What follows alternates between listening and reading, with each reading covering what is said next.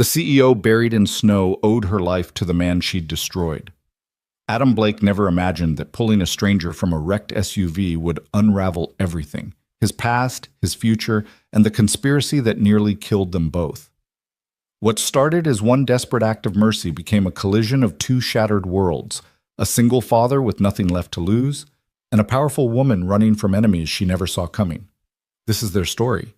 Stay until the end and comment your city below so I can see how far this story travels. The wind didn't howl that night. It screamed. Adam Blake had worked double shifts before, had walked home through worse weather than this, but tonight the cold seemed to have teeth. It bit through his worn jacket, clawed at his face, turned his breath into clouds of white that vanished the moment they left his lips. His boots crunched through 6 inches of fresh snow, each step an effort, each breath a small victory against the storm that wanted to bury everything in its path. It was nearly midnight.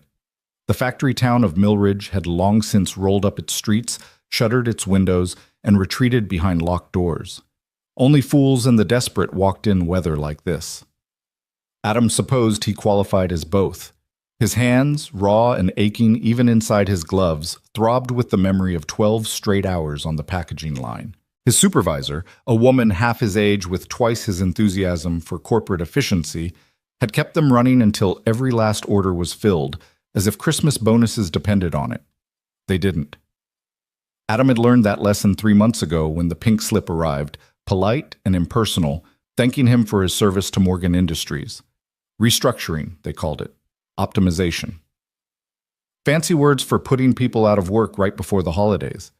But Adam had a daughter. Sophie was 8 years old, brilliant, stubborn, and the only thing in his life that made sense anymore. So he took what work he could find: temp agencies, overnight stocking, anything that paid enough to keep their small apartment warm and her lunchbox full. Pride was a luxury he'd surrendered somewhere between his wife's funeral and the stack of medical bills that still haunted his kitchen drawer. The road home cut through the Eastern Pass, a winding stretch where trees pressed close and the shoulder dropped away into darkness. In summer, it was almost pretty. In a blizzard, it was treacherous.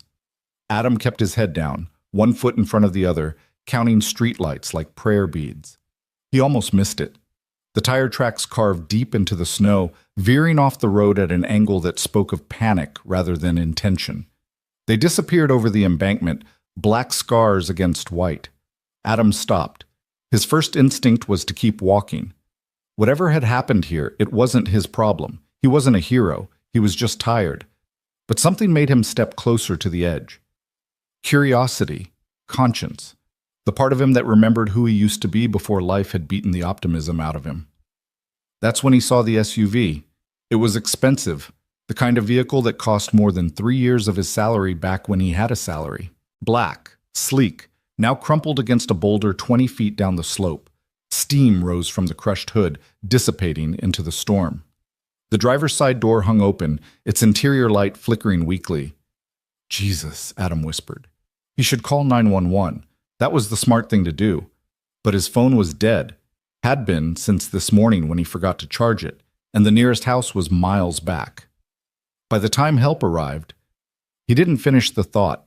He was already moving. The descent was treacherous. Snow gave way beneath his boots, and twice he had to grab at exposed roots to keep from sliding. His breath came in ragged gasps, and the wind threatened to knock him sideways. But he kept going, driven by something older than reason. When he reached the wreck, his heart was hammering. The interior light revealed what he'd feared. A woman slumped against the steering wheel, motionless. Blood matted her dark hair, trickling from a gash at her temple. Her designer coat, some kind of cream-colored wool that probably cost a month's rent, was torn at the shoulder. "Hey!" Adam pulled the door wider, his voice nearly lost in the wind. "Can you hear me?" Nothing. He reached in, pressed 2 fingers against her neck, and felt the flutter of a pulse. Weak, but there. Relief flooded through him, followed immediately by a new kind of panic. She needed a hospital. She needed warmth. She needed help he wasn't qualified to give. But she needed to get out of this car first. Adam assessed the situation with the quick efficiency of someone who'd once done this for a living. Before the factory, before Sophie, before everything fell apart, he'd been a volunteer rescue technician with the county fire department. It felt like another lifetime, but the training was still there, buried under years of ordinary life. The steering wheel was pinning her left arm. The dashboard had buckled inward, trapping her legs. But the damage wasn't catastrophic, not yet. The real danger was the cold. In weather like this, hypothermia could kill faster than any injury. "Okay," he muttered to himself. "Okay, we can do this." He braced himself against the door frame and carefully worked her arm free from the steering wheel. She moaned softly, a good sign, unconscious but not comatose. Next came her legs, which required him to half crawl into the wreck, snow soaking through his jeans as he leveraged the dashboard away from her shins. "Come on, come on!" Finally, she was free. Adam hooked his arms under hers and pulled, dragging her out of the vehicle and into the snow. She was lighter than he expected, almost frail despite her height.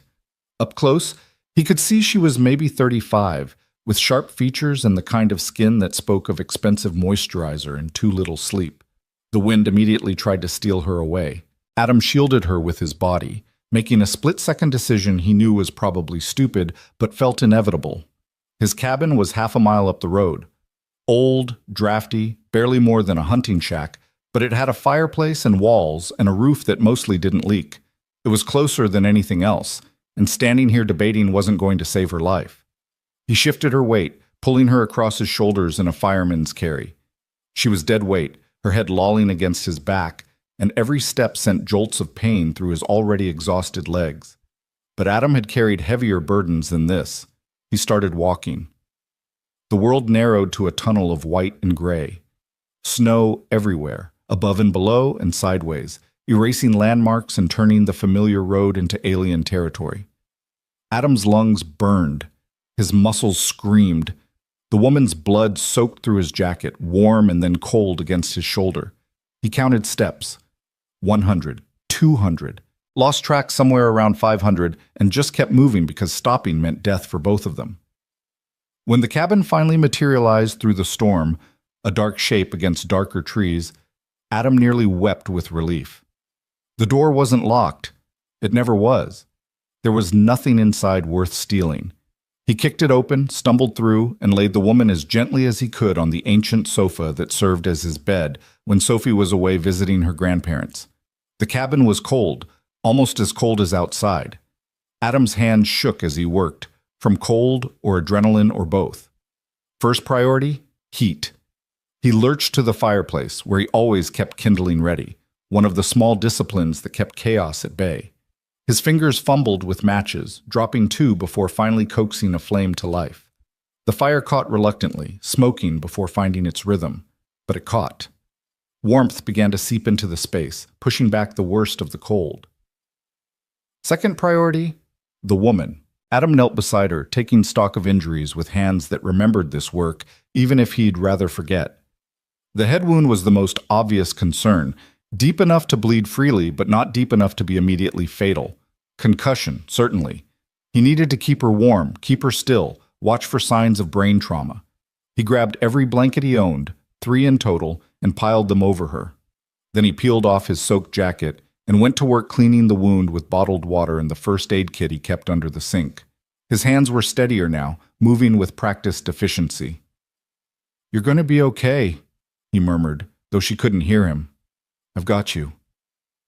It was almost 1 in the morning when her eyes finally flickered open. Adam had been feeding the fire, coaxing it higher, and he turned at the sound of her sharp intake of breath. She stared at the ceiling for a long moment, disoriented, and then her gaze swung to him. Her eyes were dark, intelligent, and utterly confused. "Where?" Her voice was a rasp. "You're safe," Adam said quickly, raising his hands in a gesture of peace. "Your car went off the road. I found you. This is my cabin. You were unconscious, so I brought you here." She tried to sit up, winced, and fell back against the cushions. "My head." "You have a pretty bad cut, probably a concussion. You need to stay still." Her hand moved to her temple, fingers coming away red. She stared at the blood as if it belonged to someone else. I don't remember." "The crash?" Adam ventured. "That's normal.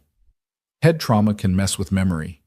She closed her eyes, and for a moment he thought she'd passed out again, But then she spoke, each word careful and measured. I was driving.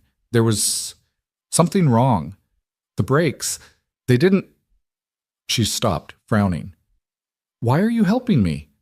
It was such a strange question that Adam actually laughed, a short, startled sound.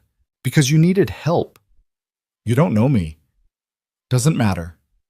She studied him with an intensity that made him uncomfortable, as if she was trying to solve an equation that didn't quite add up. What's your name? Adam Blake. Recognition flickered across her face, so quick he almost missed it, but it was there, unmistakable. Her expression shuddered immediately, becoming neutral. Do I know you? He asked. No? She said it too quickly. He didn't believe her, but pressing the issue seemed cruel when she'd just survived a car crash. Instead, he moved to the small kitchen, barely more than a hot plate and a mini fridge, and started heating water for tea. You should rest, he said over his shoulder. When the storm clears, I'll get you to a hospital. No. Adam turned. No? No hospital. Her jaw was set, stubborn despite the pallor of her skin. I can't. It's complicated. You might have a serious injury. I said no. The steel in her voice was unmistakable. This was someone used to being obeyed. Adam bit back a dozen arguments and focused on the tea. Earl Grey, the cheap kind from the discount store, but it was hot and caffeinated, and that had to count for something. He brought her a chipped mug, and she accepted it with hands that trembled slightly. She sipped, made a face, but kept drinking. Thank you, she said quietly. You're welcome. Silence settled between them, broken only by the crackle of the fire and the howl of wind outside. Adam found himself studying her, not because she was beautiful, though she was, in a severe sort of way, but because something about this whole situation felt wrong. The car was expensive. Her clothes were expensive. Everything about her screamed wealth and privilege. But she'd been driving alone on a back road in the middle of a blizzard, and now she was refusing medical care. Are you in trouble? He asked bluntly. She looked at him sharply. Why would you ask that? Because people who crash their cars in storms usually want to call someone. Family, friends, insurance. You haven't asked to use a phone. You don't want to go to a hospital, and you got real quiet when I told you my name. For a long moment, she didn't answer. Then, so softly, he almost didn't hear it. Yes, I think I might be in serious trouble. Adam's stomach tightened. What kind of trouble? The kind where someone might have tried to kill me. The words hung in the air like smoke. Adam stared at her, waiting for the punchline, but her expression was grave. You think someone sabotaged your car, he said slowly. I don't think. I know. She set down the tea with a shaking hand. The brakes failed right before a turn. The steering locked up. That doesn't just happen to a vehicle that was serviced 3 days ago. Jesus. Adam ran a hand through his hair. Then you definitely need to call the police. No. Again, that finality. Not yet. Not until I know who I can trust. Lady, I don't know what kind of situation you're mixed up in, but Clara. What? My name. It's Clara Morgan. The name hit him like a physical blow. Clara Morgan, CEO of Morgan Industries. The woman whose signature had been on his termination letter. The woman whose company had gutted his town, closed the plant, and scattered 200 families like autumn leaves. Adam took a step back, his mind reeling. Of all the people to pull from a wreck, of all the lives to save. You, he said, and it came out harsher than he intended. You're the one who fired half the town. Claire's expression didn't change, but something shifted in her eyes. Resignation, maybe? Or guilt? Yes, I am. And now you're in my cabin, bleeding on my couch, because someone tried to kill you. He laughed, but there was no humor in it. That's ironic. If you want me to leave, I didn't say that. Adam cut her off, surprised by his own words. I'm not going to throw you back into a blizzard. I'm not a monster. No, Clara said softly. You're not. They stared at each other across the small space, and Adam felt the weight of decisions he hadn't asked to make pressing down on him. He could help her, this woman who'd destroyed his livelihood. He could protect her, even though part of him wondered if justice might be better served by walking away. But he thought of Sophie, of the man he wanted her to see when she looked at her father, and he knew, with a certainty that settled into his bones, that he couldn't be anyone other than who he was, even if it cost him everything. "You can stay," he said finally, "until the storm passes. After that, we'll figure it out." Clara nodded, and something like relief flickered across her face. "Thank you. Don't thank me yet. If someone really is trying to kill you, they might come looking." Adam moved to the window, peering out at the wall of white beyond. "And we're sitting ducks out here. I doubt they'll expect me to be anywhere but a hospital or a morgue. That's what you're counting on? Their assumption that you're dead?" "For now." Clara pulled the blankets tighter around herself. "Look, I know I'm asking a lot. If you want to wash your hands of this, I already said you can stay." Adam turned back to face her. "But tomorrow, when the roads are clear, you're going to tell me everything. Who's trying to kill you? Why? And what I'm getting myself into by helping." "Fair enough." The fire popped, sending a shower of sparks up the chimney. Outside, the wind continued its assault, but here, in this small shelter of stone and wood, something fragile had taken root. Trust, maybe. Or just the mutual recognition of two people caught in circumstances neither had chosen. Adam added another log to the fire and settled into the armchair across from the couch. He wouldn't sleep tonight. Couldn't. Not with an injured woman in his care and the possibility of danger lurking in the storm. But as the hours crawled toward dawn, as Clara's breathing evened out into something that might have been sleep, he found himself wondering how a single act of mercy could become so complicated, and whether he'd just saved a life or signed his own death warrant. The storm raged on through the night, but inside the cabin, warmth held steady. Adam kept vigil by the fire, feeding it logs every hour, watching Clara for signs of deterioration. Her sleep was restless, punctuated by small sounds of distress, but she didn't wake. Around 4 in the morning, Adam finally let himself doze, chin dropping to his chest, exhaustion winning the battle against worry. He woke to silence. The wind had stopped. Pale winter light filtered through the cabin's single window, and the fire had burned down to embers. Adam jerked upright, momentarily disoriented, and his eyes went immediately to the couch. It was empty. Panic seized him. He was on his feet before conscious thought caught up, scanning the small space. The blankets were folded neatly at the foot of the couch. Clara's torn coat was gone, and on the kitchen table, next to his dead phone, sat a woman's wristwatch. Expensive, broken, the crystal cracked across its face. No note, no explanation. Just the faint scent of jasmine lingering in the air and the ghost of a presence that had already slipped away into the morning light. Adam picked up the watch, turning it over in his hands.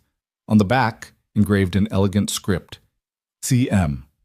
Time is the coin of your life. Spend it well. He stood there for a long time, holding that broken watch, staring at the empty space where a woman named Clara Morgan had spent the night fighting for her life. And he wondered if he'd imagined the whole thing, but the blood stain on the couch cushion said otherwise. The empty first aid kit said otherwise. The tracks in the fresh snow leading away from his cabin said otherwise. She'd been here. He'd saved her. And now she was gone, vanished like smoke, leaving behind nothing but questions and a broken piece of time. Adam set the watch down carefully and moved to the window. The morning was crystalline, the kind of beautiful that only came after storms. Snow blanketed everything, pristine and perfect, erasing all evidence of last night's violence. Somewhere out there, a woman was running from people who wanted her dead. And somewhere deeper inside himself than he'd care to admit, Adam Blake knew this wasn't over, not by a long shot. He'd spent years trying to be invisible, to keep his head down and survive each day without drawing attention or trouble. But in pulling Clara Morgan from that wreck and bringing her into his small sanctuary, he'd crossed a line he couldn't uncross. The world had noticed him again. And this time, he had a feeling it wasn't going to look away. 2 days passed in a fog of routine and unease. Adam went through the motions, walked Sophie to school, picked up a shift at the warehouse, microwaved dinners neither of them had the energy to appreciate. But his mind kept circling back to that night. The blood on his couch, the broken watch on his table, The way Clara Morgan had looked at him when he'd told her his name, like she was calculating the weight of her debt. He'd scrubbed the bloodstain until his knuckles were raw, but a shadow of it remained, a ghost pressed into the fabric. The watch sat in his kitchen drawer now, wrapped in a clean dishcloth, though he wasn't sure why he'd kept it. Evidence, maybe, or proof that he hadn't imagined the whole impossible night. Sophie had noticed something was off. She'd asked him 3 times at breakfast if he was okay, her 8-year-old face scrunched with concern that made his chest ache. He'd lied, said he was fine, just tired from work. She hadn't believed him. She was too smart for that. But she'd let it go because that's what they did. They let things go because survival didn't leave room for all the questions that mattered. It was Thursday afternoon when everything changed again. Adam had just gotten home from dropping Sophie at her friend's house for a sleepover when he heard the car pull up outside. Not just any car, something expensive, the engine purring rather than rumbling. Through the window, he watched a sleek black sedan park in front of his cabin, completely out of place against the shabby surroundings. His first instinct was to lock the door. His second was to check for a weapon, though the best he could manage was the tire iron he kept by the coat rack. But then the driver's door opened and Clara Morgan stepped out. She looked different in daylight, put together in a way she hadn't been when bleeding and broken on his couch. Dark slacks, a camel-colored coat that looked warm and expensive. Her hair pulled back in a way that was both elegant and severe. But there were shadows under her eyes, and when she moved toward the cabin, he saw her favor her left side slightly. Adam opened the door before she could knock. They stared at each other for a long moment, and he watched something complicated move across her face. Relief, maybe, or apprehension. "You left," he said finally. It came out harder than he'd intended, accusatory. "I know." Her voice was quiet. "I'm sorry. I didn't want to complicate your life more than I already had." Little late for that. He stepped back, leaving the door open. "You might as well come in." Clara hesitated on the threshold, and in that pause, Adam saw something he hadn't noticed before. Uncertainty. This woman who'd built an empire, who'd fired hundreds with the stroke of a pen, was nervous about entering his tiny cabin. She stepped inside. The space felt even smaller with her in it, as if her presence demanded more room than the walls could provide. She stood in the center of the floor, looking around with an expression Adam couldn't quite read, taking inventory, maybe, of how the other half lived. "Coffee?" he offered, more out of habit than hospitality. "Please." He moved to the kitchen, grateful for something to do with his hands. The coffee maker was older than Sophie, prone to sputtering and occasionally giving up mid-brew, but today it cooperated. He poured 2 cups, black because he was out of milk and sugar seemed presumptuous. Clara accepted hers with both hands, like she needed the warmth. She sipped, and if she noticed it was terrible, she didn't say so. "Why are you here?" Adam asked. "You saved my life."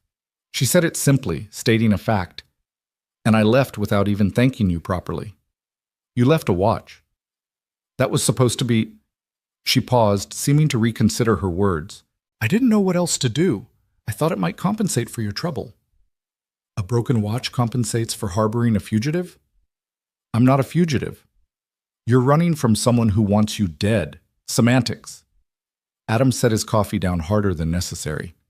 "Look, I don't need compensation. I did what anyone would do. But I do need to know if whoever's after you is going to show up at my door looking for answers." Clara's jaw tightened. "No one knows I was here. I was careful. People with money to hire assassins are usually good at finding what they're looking for." "He's not an assassin." The correction was sharp, defensive. "He's a board member, Marcus Webb, and he wants me gone, but he's not stupid enough to pull a trigger himself. Just stupid enough to tamper with your brakes. Smart enough, actually. It would have looked like an accident, icy roads, winter storm, tragic death of an overworked executive. The press would have loved it." The bitterness in her voice surprised him. Adam pulled out a chair and sat, studying her. "So why come back here? If you're so careful, why risk being seen at the cabin of some guy you met once?" Clara set down her coffee and met his eyes directly. "Because I saw the photos on your wall. The little girl, your daughter." Adam's stomach clenched. "Leave her out of this." "I'm not threatening her. I'm trying to explain. Clara moved to the wall where he'd hung a dozen snapshots of Sophie, school photos, birthday parties, that one perfect day at the beach before everything fell apart. I saw these, and I saw how you live, what you've sacrificed, and I realized that you're the kind of man who helps strangers in blizzards even when those strangers ruined your life. You don't know anything about my life. I know more than you think. She turned back to him. Adam Blake, 37 years old, employed at Morgan Industries for 8 years until the restructuring. Widower, single father. Currently working 3 part-time jobs to make ends meet because I decided your position was redundant.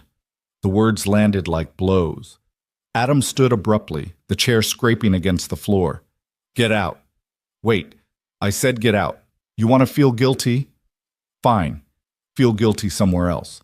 Don't come into my home and itemize my failures like you're reading a quarterly report. That's not what I'm doing.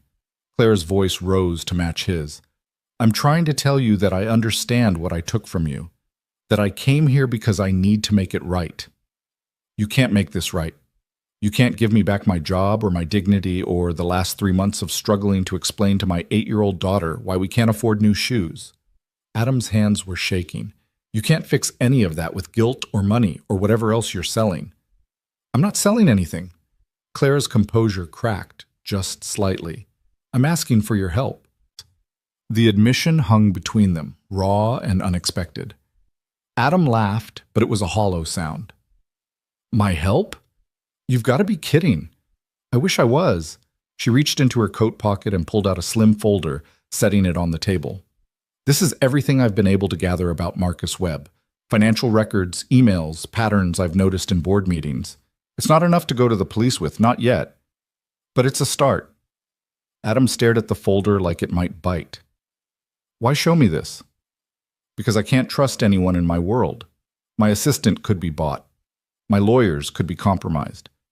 The people I thought were friends. She trailed off, shaking her head. But you? You have no reason to help me. No incentive beyond basic human decency, which means if you do help, it's real. You're insane. Probably. A ghost of a smile crossed her face. But I'm also right. You pulled me out of that car when you could have kept walking. You stayed up all night keeping me alive when you had every reason to let the cold take me. That says something about who you are. It says I'm an idiot with a savior complex. It says you're a good man in a world that doesn't have enough of them. Adam wanted to argue, to throw her words back in her face and watch her drive away in her expensive car. But something stopped him. Maybe it was the desperation he heard beneath her controlled tone. Maybe it was the memory of her blood on his jacket. Or maybe it was just that he'd spent so long being invisible, being dismissed, that having someone actually see him, really see him, was harder to reject than he'd expected. He sat back down heavily. Tell me about Webb. Relief washed over Claire's features. She pulled out the chair across from him and opened the folder, spreading papers across the table. Marcus Webb has been on our board for 6 years, came up through venture capital, made his fortune in tech acquisitions. He's smart, ruthless, and he's been positioning himself to take over the company since the day he arrived. And you're in his way. I'm more than in his way. I'm actively trying to restructure how we do business. Morgan Industries was my father's company, and when he died, I inherited a machine built on efficiency at the expense of humanity. She met Adam's eyes. The restructuring that cost you your job, that was Webb's plan. I fought it. I lost. Adam felt something shift in his chest, a small crack in the wall of resentment he'd built. You fought it? For 8 months. But he had the votes, and I had principles that don't matter much in a boardroom. Claire's smile was bitter. Compromise was firing half the workforce instead of closing the plan entirely. He wanted to move operations overseas. I kept it local, at least. Lucky us. I know it doesn't feel that way.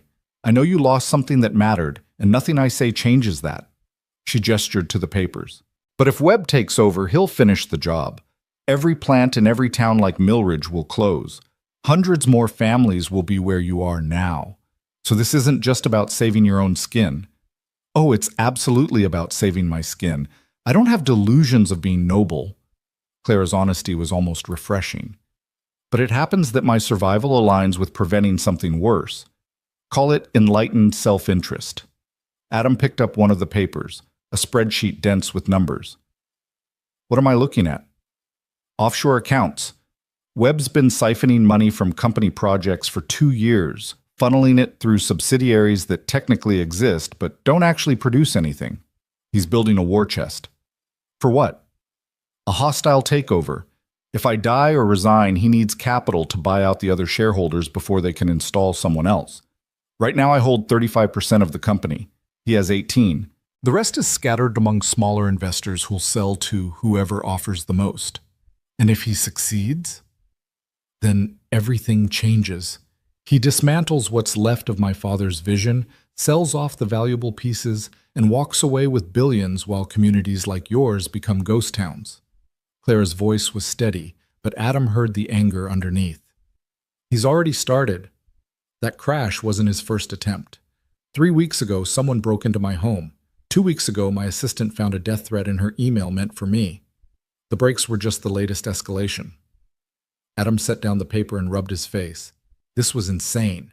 He should tell her to take her folder and her problems and leave him out of it. He had Sophie to think about, a life to protect even if it was small and fragile. But he thought about the town, about the families he'd known for years now scattered to neighboring cities looking for work. He thought about the for sale signs multiplying like weeds. He thought about the fact that men like Marcus Webb moved through the world breaking things and never paid for it because people like Adam were too tired, too scared, or too busy surviving to stop them. "What do you need from me?" he heard himself ask. Clara's eyes widened slightly, as if she hadn't expected him to agree. Information. Webb doesn't know you exist, which means you can move in spaces I can't. He has an office downtown, a private club he frequents. If we can get access to his files, his communications, we might find something concrete enough to involve the authorities. You want me to spy on a billionaire? I want you to help me gather evidence against a man who's trying to kill me and destroy what's left of this town's economy. She paused. I know it's dangerous. I know it's asking too much. But I'll pay you. Enough to cover your expenses and then some. Enough that Sophie can have those new shoes. The mention of his daughter's name should have made him angry again. Instead, it crystallized something. This wasn't just about justice, or revenge, or even survival. It was about the kind of world he wanted Sophie to inherit. One where powerful men could attempt murder and get away with it? Or one where someone, somewhere, stood up and said no? I don't want your money, Adam said quietly. Adam, but I'll help you. He held up a hand before she could speak. Not for payment. Not because I forgive what happened, but because if everything you're saying is true, then doing nothing makes me complicit. And I can't live with that. Something like respect flickered across Clara's face. Thank you. Don't thank me yet. I haven't done anything except agree to probably get myself killed. That's more than anyone else has offered. She gathered the papers back into the folder and slid it across the table. Study these. Get familiar with Webb's patterns. I'll set up a secure way for us to communicate. Nothing traceable. And Adam? She waited until he met her eyes. If at any point this becomes too much, if Sophie's safety is compromised in any way, you walk away. No questions, no guilt. Understood? It was strange hearing her talk about his daughter with that kind of careful concern, like she understood that Sophie was the only thing that mattered, the only line that couldn't be crossed. Understood, he said. Clara stood, buttoning her coat. At the door, she paused and turned back. That night in the storm, you asked me why I was driving alone on a back road. Yeah. I was coming to Millridge to see what I'd done, to walk through the town and understand the cost of my decisions. Her voice was soft. Guilt's a strange thing. It'll drive you out into a blizzard even when you know you should stay home. Did it help, seeing it? No. She smiled sadly. But meeting you did. And then she was gone, leaving Adam alone with a folder full of secrets and the distinct feeling that he'd just stepped off a cliff with no idea how far the fall would be. He spent that evening going through the papers, memorizing names and numbers and patterns that painted a picture of systematic corruption. Webb's fingerprints were everywhere once you knew where to look. Shell companies, falsified reports, board meetings where votes had been bought rather than earned. When Sophie came home the next morning, full of stories about her sleepover, Adam hugged her tighter than usual. "Dad, you're squishing me," she laughed. "Sorry, kiddo, just missed you." She pulled back, studying him with those two perceptive eyes. "You're being weird again." "Just weird regular amounts," he assured her. "Come on, let's make pancakes." They cooked together, flour dusting the counter and Sophie's chatter filling the small space with normalcy. But in the back of Adam's mind, wheels were turning. He was thinking about a man named Marcus Webb who thought he could buy the world, about a woman named Clara Morgan who'd looked at him like he was worth something beyond his labor, and about the choice he'd made to step into someone else's war, armed with nothing but stubborn decency and a folder full of someone else's crimes. 3 days later, Clara sent him a phone. It arrived in a plain package left on his doorstep, no return address, containing a cheap prepaid cell and a note written in neat handwriting. For secure communication. Memorize this number, then destroy this note. Adam did as instructed, burning the paper in the fireplace and watching the words curl into ash. That night, after Sophie was asleep, the phone buzzed with a text from an unlisted number. "Webb is hosting a charity gala next Friday. Black tie. Invitation only. I can get you in as my +1 if you're willing." Adam stared at the message for a long time before typing back, "I don't own a tux." The response came quickly. "That can be arranged. Are you in?" He thought about saying no, about deleting the message and going back to his life of quiet desperation. But Sophie's shoes had holes in them. The town was dying. And somewhere out there, Marcus Webb was planning his next move, confident that no one would stop him. "I'm in," Adam typed. The reply was almost immediate. "Good. I'll send details tomorrow." "And Adam, thank you for this." He set the phone down and stared at the ceiling of his cabin, listening to the familiar sounds of Sophie's breathing in the next room and the wind moving through the trees outside. The world felt balanced on a knife's edge, about to tip one way or another, and he'd just thrown his weight onto the scale. There was no going back now. The week passed in a strange blur of ordinary life, shot through with extraordinary preparation. Clara had arranged for a tuxedo to be delivered, tailored, expensive, so far outside Adam's normal existence that wearing it felt like playing dress-up. She'd also sent files on the other guests expected at the gala, a who's who of wealth and influence that made Adam's head spin. "You'll fit in," Clara had told him during one of their brief phone calls. "Just follow my lead and let people assume you belong. That's half the battle." And the other half? Getting close enough to Webb to plant a listening device in his office. Adam had nearly dropped the phone. "You want me to bug his office? During a party?" "During the party is the safest time. Everyone will be distracted, security will be focused on the guests, and Webb will be playing host. His office is on the 3rd floor, last door on the left. I'll create a distraction. You'll have maybe 5 minutes. 5 minutes to commit a felony. 5 minutes to gather evidence of multiple felonies. There's a difference." Now standing in his bathroom, adjusting a bow tie, he had no idea how to tie properly. Adam wondered if that difference would matter to a judge. But it was too late for second thoughts. Sophie was at her grandparents' for the weekend, safe and unaware of what her father was walking into. The tux fit like it had been made for him, which it had. And in his pocket was a device Clara had described as surveillance equipment that doesn't technically exist. A car arrived at 7. Not Clara, but a driver who barely looked at Adam before opening the rear door.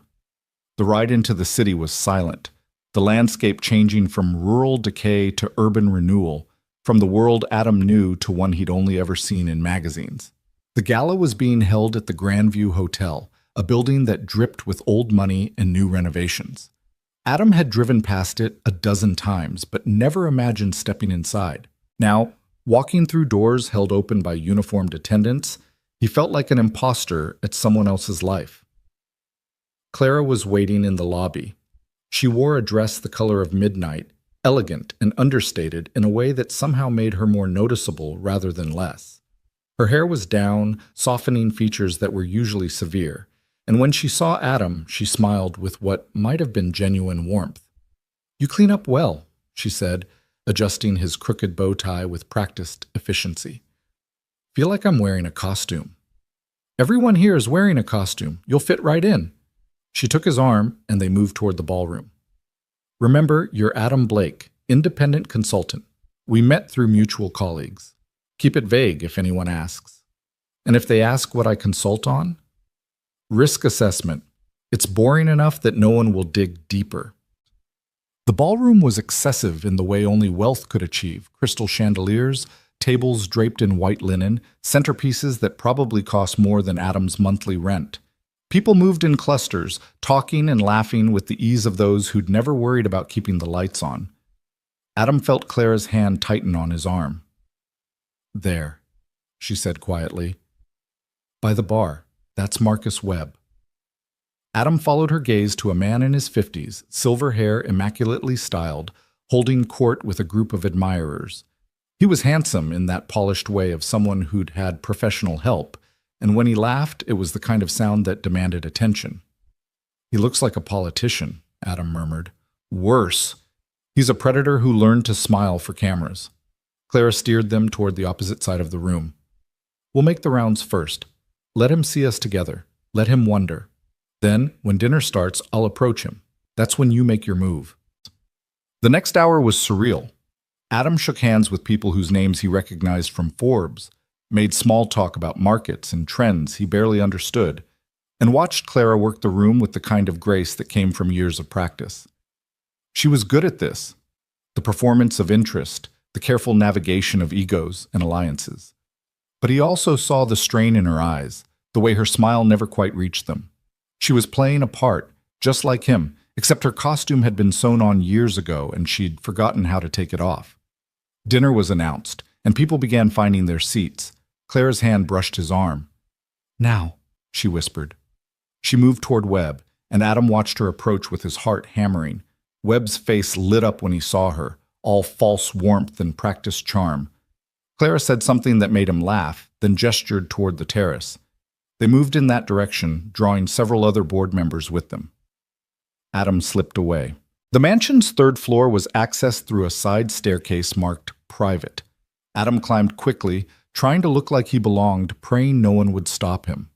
The hallway at the top was empty, lined with closed doors and artwork that was probably priceless. Last door on the left. It was unlocked, either carelessness or arrogance. Adam stepped inside and closed the door behind him, his pulse thundering in his ears. Webb's office was exactly what he'd expected. Massive desk, leather chairs, wall of windows overlooking the city.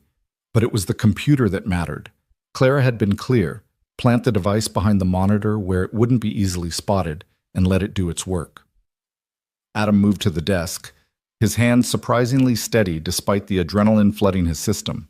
The device was small, barely larger than a USB drive with an adhesive backing. He peeled off the protective strip and pressed it against the back of the monitor where shadows would hide it. 5 seconds. 10. The door opened. Adam's heart stopped.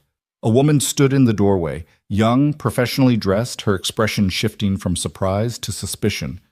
"Who are you? This floor is restricted." His mind raced. "I got lost looking for the restroom. Someone downstairs pointed me up here." She didn't buy it. He could see her reaching for the phone clipped to her belt, probably calling security. "Wait," Adam said, and something in his voice made her pause. "Please. I'm not here to steal anything. I just needed a moment alone. The crowds... I have anxiety. I just needed to breathe." It was a terrible lie, transparent and desperate. But maybe that's what made it work. The woman's expression softened slightly. "There are private lounges on the second floor," she said, her tone less accusatory. "This area is for staff only." "I understand. I'm sorry." Adam moved toward the door, careful not to rush, his entire being focused on getting out without escalating the situation. The woman stepped aside, and he slipped past her into the hallway. She watched him descend the stairs, and Adam felt her eyes on his back like a target. But she didn't call out, didn't sound an alarm. He made it back to the ballroom with his lungs burning and his hands shaking. Clara found him moments later, her expression carefully neutral but her eyes sharp with question. "Done?" "Done," he confirmed quietly.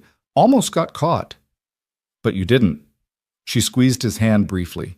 "That's what matters. Let's get out of here." They made their excuses, thanked the hosts with the appropriate amount of enthusiasm, and left before dessert was served. The car was waiting, and neither of them spoke until they were miles from the Grandview, the city lights fading behind them. "You did well," Clara said finally. "I almost blew it." "Almost doesn't count." She turned to look at him in the dim light of the car. "The device is in place. Starting tomorrow, we'll have access to everything that happens on Webb's computer. Every email, every file, every search. If there's evidence, we'll find it." Adam leaned his head back against the seat, exhaustion crashing over him now that the adrenaline was fading. "How do you live like this? The constant performance, the pretending? You get used to it, or you forget there was ever any other way." She was quiet for a moment. "Thank you for tonight. I know what I'm asking of you isn't fair." "Nothing about this is fair, but it's necessary." He looked at her. "What happens when we find the evidence? When we have enough to prove Webb tried to kill you? Then we take it to the FBI. Financial crimes, attempted murder, that's federal territory. They'll have to act. And if they don't?" Clara's smile was sharp as broken glass. "Then I'll make sure the press gets every sordid detail. Webb's built his reputation on being respectable. Let's see how long that lasts when people know what he really is." The car dropped Adam back at his cabin just after midnight. He stood in the doorway for a long time after it drove away, still wearing the tuxedo, feeling like he'd returned from a different planet. Inside, he carefully hung up the borrowed clothes and changed back into his own. Jeans, flannel, the armor of ordinary life. But something had shifted. He'd walked into that hotel as a man with nothing to lose. And he'd walked out as someone who'd taken a stand, however small, against the machinery that crushed people like him without thought. It felt like stepping into his own skin for the first time in months. The burner phone buzzed. "Sleep well. Tomorrow, the real work begins." Adam smiled despite himself and typed back, "Never was good at easy." The response came immediately. "Good. Neither am I." He set the phone down and climbed into bed, but sleep was a long time coming. His mind kept replaying the night. Webb's practiced smile, the woman in the hallway, Clara's hand steady on his arm, the weight of the choice he'd made and couldn't unmake. Somewhere in the city, data was flowing from a tiny device to servers Clara controlled. Secrets were being exposed. And Marcus Webb had no idea that the man whose life he'd helped destroy was now the architect of his downfall. Justice, Adam thought, had a strange way of coming around. Sometimes it needed a push. Sometimes it needed someone foolish or desperate or angry enough to stand in its way and refuse to move. He'd become that someone. And though he didn't know yet what it would cost him, he knew with absolute certainty that he'd do it again. Because some debts couldn't be paid with money. Some required courage instead. The data started flowing in 3 days later. Adam was at the warehouse, stacking boxes that all felt like they weighed the same as his mounting anxiety when the burner phone vibrated in his pocket. He waited until his break, stepping out into the cold March air before checking the message. "We have something. Can you meet tonight?" Same place as before. The same place was a coffee shop on the edge of town, the kind that stayed open late and asked no questions about customers who nursed single cups for hours. Adam had been there twice since the gala, both times after dark, both times feeling like a character in someone else's thriller. He texted back his confirmation and spent the rest of his shift moving through a fog of anticipation and dread. Whatever Clara had found, it was significant enough to risk another meeting. That meant they were getting close. That meant danger was getting close too. Sophie was spending the evening with her friend Emma again, a regular arrangement that Adam was grateful for, even as it made him feel guilty. His daughter deserved a father who was present, not one chasing shadows in coffee shops. But he kept reminding himself why he was doing this, not just for Clara, not even for justice, but for the chance that Sophie might grow up in a world where people like Marcus Webb couldn't destroy lives without consequence. The coffee shop was nearly empty when Adam arrived at 8. Clara sat in the back corner booth, laptop open in front of her, 2 cups already on the table. She dressed down for this meeting, jeans, a simple sweater, her hair in a ponytail that made her look younger than her years. "You look tired," she said as he slid into the seat across from her. "I am tired. Haven't been sleeping great." Adam wrapped his hands around the coffee cup, grateful for the warmth. You said you found something? Clara turned the laptop so he could see the screen. It was filled with financial records, columns of numbers that meant nothing to him at first glance. But she began walking him through it, her finger tracing connections that slowly formed a picture. Webb's been moving money through 6 different shell companies, she explained, her voice low, even though no one was close enough to hear. Each one is registered in a different state, technically legal, but the pattern is clear. He's been siphoning funds from Morgan Industries for at least 3 years, maybe longer. How much are we talking about? Conservatively, $40 million. Adam felt the number land like a physical blow. Jesus Christ. And that's just what I can track. There could be more in offshore accounts we haven't accessed yet. Clara pulled up another document. But here's where it gets interesting. 2 weeks before my accident, Webb made a withdrawal of $500,000 in cash. No documentation, no paper trail beyond the withdrawal itself. Payment for the person who tampered with your car. That's my guess. But I need more than a guess. I need proof of the connection. She switched to an email thread, dates and names swimming before Adam's eyes. The device you planted has been recording everything. Emails, searches, even his video calls. Most of it is ordinary business, boring stuff. But 3 days ago, he had a call with someone whose number isn't in any of our databases. Could be personal. Could be. Except the call lasted 90 seconds, and immediately after it ended, Webb deleted his browser history and ran a security sweep on his computer. Clara's eyes were bright with the thrill of the hunt. People don't do that after calling their dentist. Adam studied the screen, trying to see what she saw. So what's the next move? I need to identify who he called. The number traces to a burner phone, no registered owner, but there are ways to triangulate location data if I can access the right systems. She paused, and he saw something flicker across her face. Hesitation. The problem is that requires resources I don't currently have access to. Police resources. You want to bring in the cops? Not yet. Not officially. Clara closed the laptop and met his eyes directly. But I have a contact. Former FBI, now works private security. He owes me a favor, and more importantly, he's someone I trust. If I bring him this data, he can help us track down Webb's mystery caller. And if this contact decides to go official, report everything to his former employers, he won't. Not without my permission. She said it with such certainty that Adam almost believed her. But I wanted to tell you before I made the call, you're in this as deep as I am now. You deserve to know every move before it happens. It was a small thing, that consideration, but it mattered more than Clara probably realized. Adam had spent most of his adult life being told what to do, when to do it, with no say in the decisions that shaped his existence.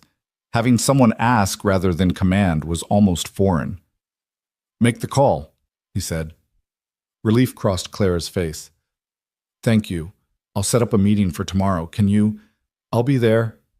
They sat in silence for a moment, the weight of what they were building pressing down on both of them. Around them, the coffee shop hummed with its own quiet life, the hiss of the espresso machine, the murmur of a couple 2 tables over, the scratch of a student's pen on paper. Normal sounds from a normal world that felt increasingly distant. Can I ask you something? Adam said finally. Of course. Why are you really doing this? And don't say it's just about survival or stopping Webb. There's something else. Clara looked down at her coffee, and for a long moment Adam thought she wouldn't answer. When she spoke, her voice was softer than he'd heard it before.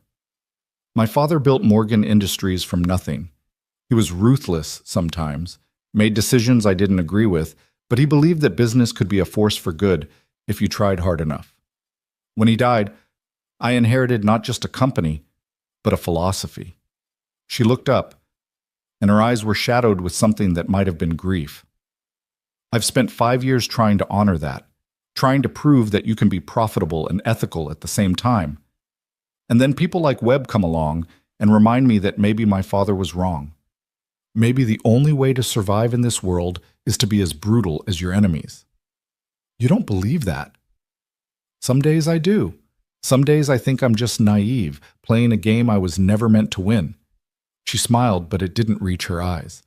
But then I remember that night in the storm, how you pulled me out of that car when you had every reason to leave me there.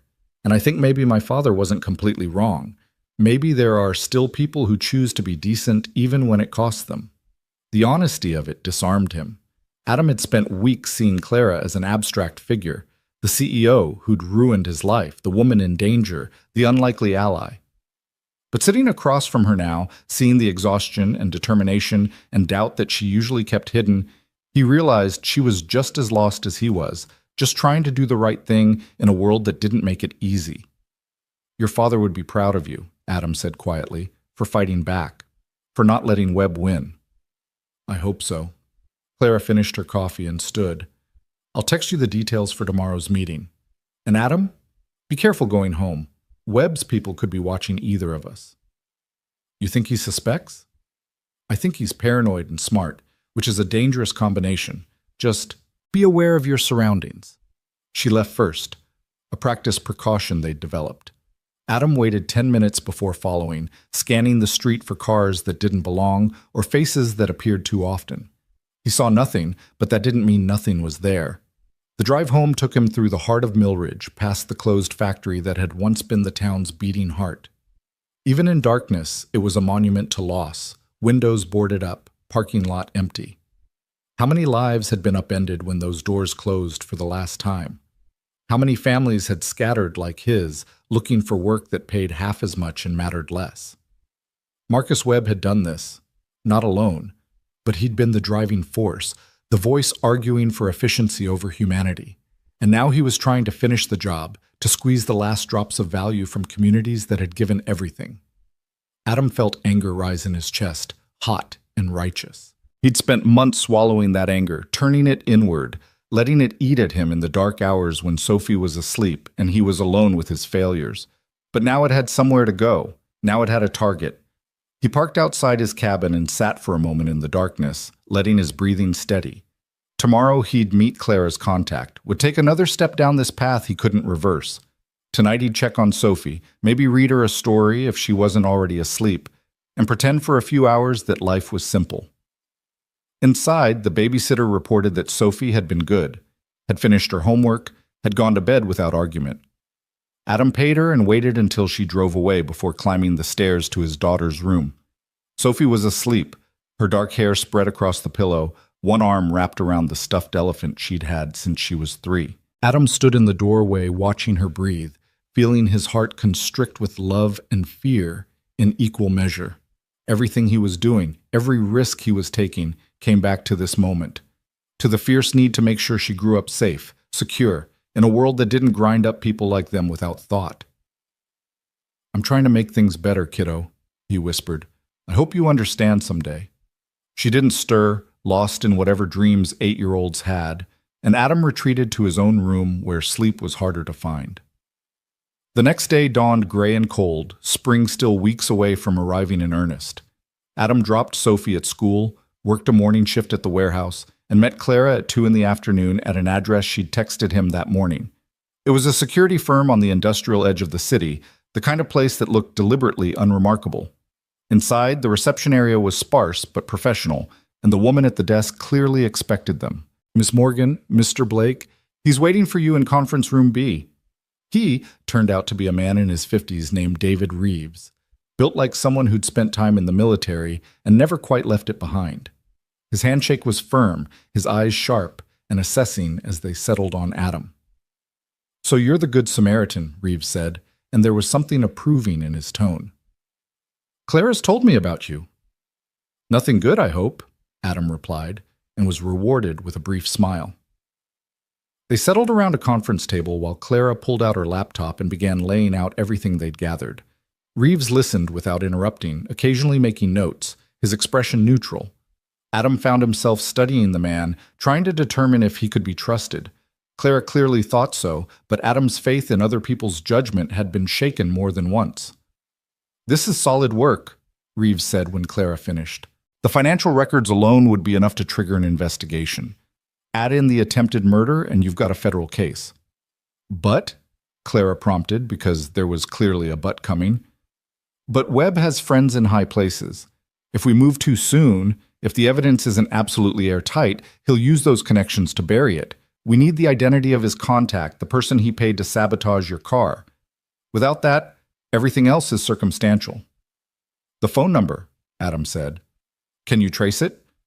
I can try. Burner phones are designed to be untraceable, but people get sloppy. They use them near their homes, their workplaces, places that become patterns. Reeves pulled out his own laptop. Give me the number in 24 hours. I'll see what I can find. Clara provided the information, and Reeves began typing with the kind of focused intensity that suggested he knew exactly what he was doing. Adam felt something loosen in his chest, the relief of having someone competent on their side, someone who'd done this before and knew the paths through the maze. In the meantime, Reeves continued, his fingers still moving across the keyboard, you both need to be extremely careful. If Webb gets even a hint that someone's investigating him, he'll escalate. Men like him don't react well to being cornered. I've been careful, Clara said. Have you? Reeves looked up, his gaze hard. Because someone tried to kill you 3 weeks ago, and you're still moving around without serious protection. That's not careful. That's reckless. I have a security detail that Webb probably knows about. Maybe even has someone inside. Reeves closed his laptop. I'm assigning you a protection team. People I trust, former colleagues who won't be compromised. They'll be subtle but present. And you, he turned to Adam. You're an unknown variable, which means you're Webb's blind spot. But the second he connects you to Clara, that advantage disappears. Have you noticed anyone following you? Strange cars, faces that show up too often? Adam thought about his drives home, the streets of Millridge that he knew by heart. No, but I'm not sure I'd recognize surveillance if I saw it. Then learn, fast.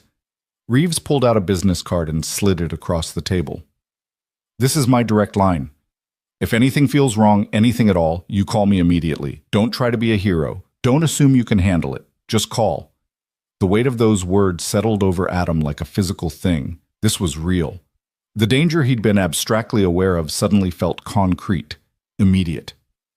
He took the card, memorizing the number even as he pocketed it. How long until we can move? Clara asked. Depends on what I find with the phone number. Could be days, could be weeks. Reeves stood, signaling the meeting's end. But Clara, when we do move, it has to be decisive. We get one shot at this. If Webb walks, he'll make sure none of you ever gets close again.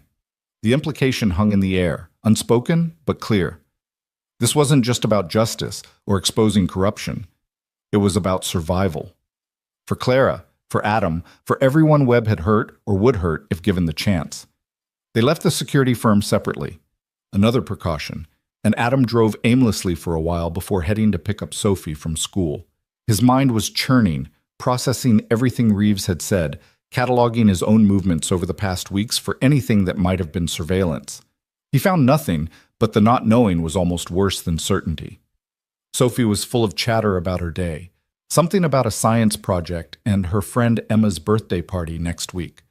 Adam listened with half his attention, the other half still stuck in that conference room, replaying warnings and possibilities. Dad, you're not listening, Sophie accused. Sorry, kiddo. Just thinking about work. You're always thinking about work lately. She crossed her arms, and the gesture was so much like her mother that Adam's heart ached.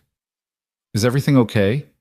He wanted to lie, to tell her everything was fine, that their lives would go back to normal soon. But Sophie was too smart for easy comfort, and he'd never been good at deception. Things are complicated right now, he said carefully, but I'm working on making them better. Can you trust me on that? She studied him with those serious eyes, and he saw her weighing his words against whatever instincts 8-year-olds had about adult truthfulness. Finally, she nodded. Okay, but if you need help, you'd tell me, right? Of course. He ruffled her hair, grateful when she didn't pull away. You're my partner in this life, always will be. That seemed to satisfy her, and they spent the rest of the evening in comfortable routine. Homework, dinner, a chapter from the book they were reading together. Normal things that felt precious, precisely because Adam knew how fragile they were. After Sophie went to bed, the burner phone buzzed with a message from Clara. Reeves just called. He found something. Meeting tomorrow morning, 10 a.m., same place. Adam's pulse quickened. Less than 24 hours, and Reeves had already made progress. That was either very good or very bad, and he wouldn't know which until tomorrow. He tried to sleep but gave up around midnight, moving to the living room where he'd spread Clara's files across the coffee table. He studied them with fresh eyes, looking for connections he might have missed, anything that could help them build an airtight case. Somewhere in these pages was the thread that would unravel Marcus Webb's carefully constructed life. Adam just had to find it. Dawn was breaking when the burner phone rang, not a text, but an actual call. Adam grabbed it on the second ring, his heart hammering. "Adam, it's Clara." Her voice was tight, controlled panic barely held in check. "Something's happened. Webb knows." Ice flooded his veins. "Knows what?" "That someone's investigating him. I don't know how, but he knows. I just got a call from my head of security. Someone tried to access my home servers remotely, tried to wipe the data we've been collecting. They failed, but..." She took a shaky breath. "This is him pushing back, testing our defenses." "Are you safe?" "For now. Reeves has people here. But Adam, if Webb knows about me, it's only a matter of time before he connects you to this. You need to be ready." "Ready for what?" "For whatever comes next." She paused, and he heard voices in the background. "I have to go. The meeting with Reeves is still on, but we're moving it up. 8 a.m. instead of 10. Can you make it?" "I'll be there." "Good. And Adam, check on Sophie. Make sure she's safe." The call ended, leaving Adam standing in the gray dawn light of his living room, fear crystallizing into something close to terror. He moved quickly, quietly, climbing the stairs to Sophie's room and easing open the door. She was there, safe, still sleeping peacefully. But Adam stood watching her for a long time, memorizing the rise and fall of her chest, the small sounds she made in sleep. If Webb was escalating, if he was willing to come after Clara's data, what would stop him from threatening the people she'd connected with? What would stop him from threatening Sophie? Adam made a decision in that moment, standing in his daughter's doorway with dawn breaking outside. Whatever happened next, Sophie came first. Before justice, before revenge, before any of the noble reasons he'd convinced himself justified this risk. He pulled out his regular phone and called Sophie's grandmother. "Adam, it's 6 in the morning. I know, I'm sorry, but I need a favor." He kept his voice low, glancing back at Sophie to make sure she was still asleep. "Can you take Sophie for a week? Maybe longer? I've got some work situations that are complicated. I just want to make sure she's somewhere safe." There was a pause, and he could almost hear the questions forming, but Margaret Blake had buried her son's wife and watched her son-in-law struggle to hold things together. She knew when to push and when to simply help. "Of course. Bring her by whenever you need to." "Thank you. I'll drop her off after breakfast." "Adam, are you in trouble?" "I'm trying to make sure I'm not." It was the most honest answer he could give. "I'll explain everything when this is over." He hung up and spent the next 2 hours going through the motions of a normal morning, making breakfast and helping Sophie pack a bag for her grandmother's house. She was excited about the surprise visit, chattering about how she and Grandma could bake cookies and work on the puzzle they'd started at Christmas. Adam smiled and nodded and tried not to let her see the fear that was eating at him from the inside. He dropped her off at 8, hugged her harder than usual, and made himself let go when she started to squirm. "Be good for Grandma," he said. "Always am." She grinned and ran inside, her backpack bouncing. Adam sat in his truck for a full minute after the door closed, steadying himself. Sophie was safe. That was the only thing that mattered. Everything else could burn as long as she was okay. The security firm looked different in morning light, more exposed, less anonymous. Adam parked and was walking toward the entrance when he saw it. A black sedan, parked across the street, windows tinted too dark to see inside. It could have been nothing, could have been anyone. But his instincts, newly awakened and screaming, said otherwise. He memorized the license plate, looked for anything distinguishing about the vehicle, and walked inside with his spine prickling from the sensation of being watched. Reeves and Clara were already in the conference room, along with 2 other people Adam didn't recognize. A woman in her 30s with a military bearing, and a younger man who looked like he'd stepped out of a tech startup. "Adam, good." Reeves gestured to a seat. "We need to move fast. Let me introduce you to the team. This is Rachel Torres, former Secret Service, now heading Clara's protection detail. And this is Marcus Chen, our tech specialist." Adam shook hands mechanically, his mind still on the sedan outside. "There's a car across the street. Black sedan, tinted windows, could be surveillance. Rachel and Reeves exchanged a glance. "I'll check it out," Rachel said, already moving toward the door.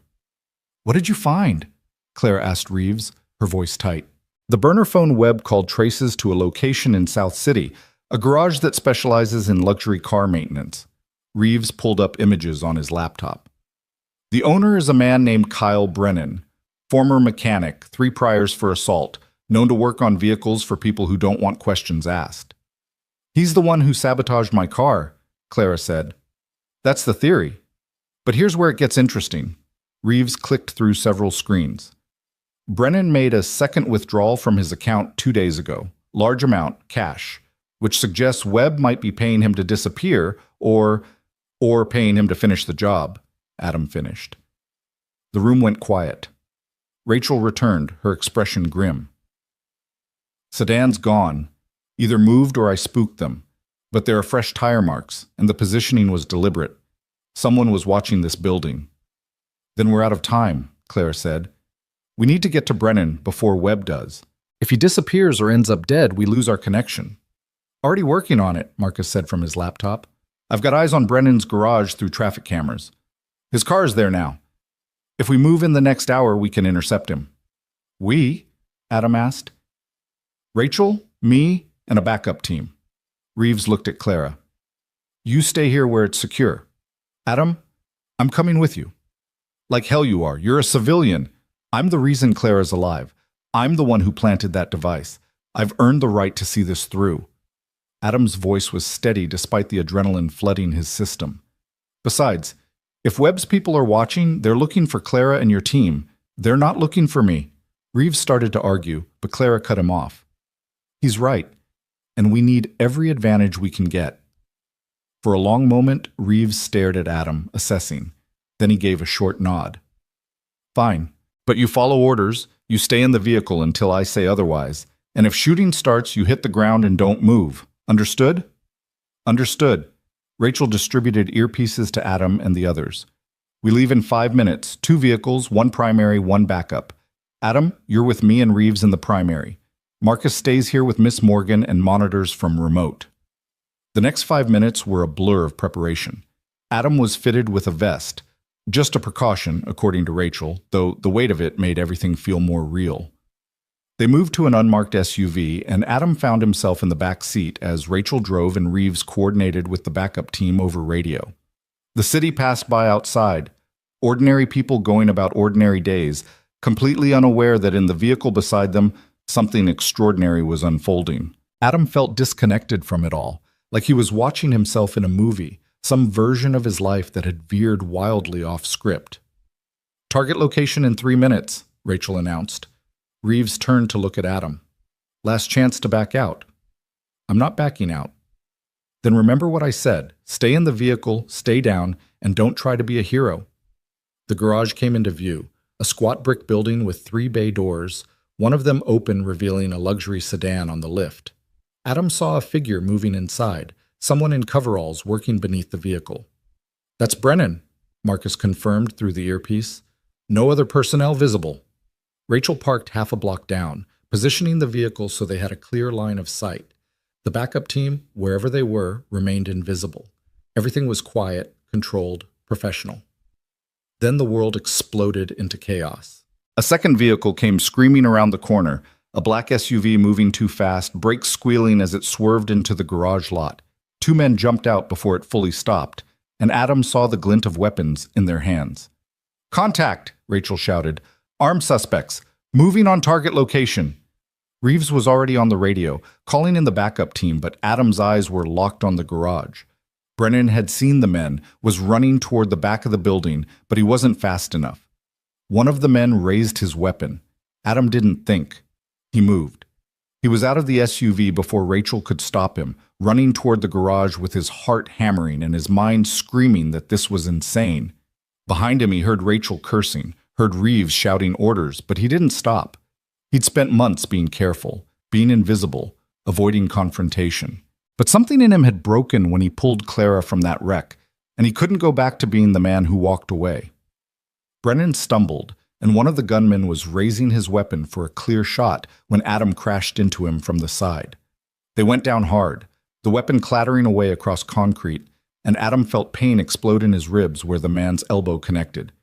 He'd been in exactly 2 fights in his life, both in high school, and he'd lost both. But adrenaline and desperation made up for lack of skill, and he managed to keep the man pinned for the 3 seconds it took for Rachel to arrive. She had her weapon drawn, her voice commanding, "Don't move! Hands where I can see them!" The second gunman was already on the ground. Reeves and 2 other agents Adam hadn't seen arrive surrounding him. Brennan was pressed against the far wall, eyes wide with terror. "Clear!" someone shouted, and the immediate danger evaporated, replaced by the organized chaos of law enforcement securing a scene. Reeves hauled Adam to his feet, and his expression was equal parts furious and impressed. "What the hell were you thinking?" "I wasn't," Adam admitted, wincing as pain lanced through his ribs. "Is everyone? Everyone's fine except you, you idiot. Rachel, get him checked out. I need to secure the witness." The next hour was a blur of EMTs, statements, and trying to process what had just happened. Adam's ribs were bruised but not broken, a small miracle considering how hard he'd hit the concrete.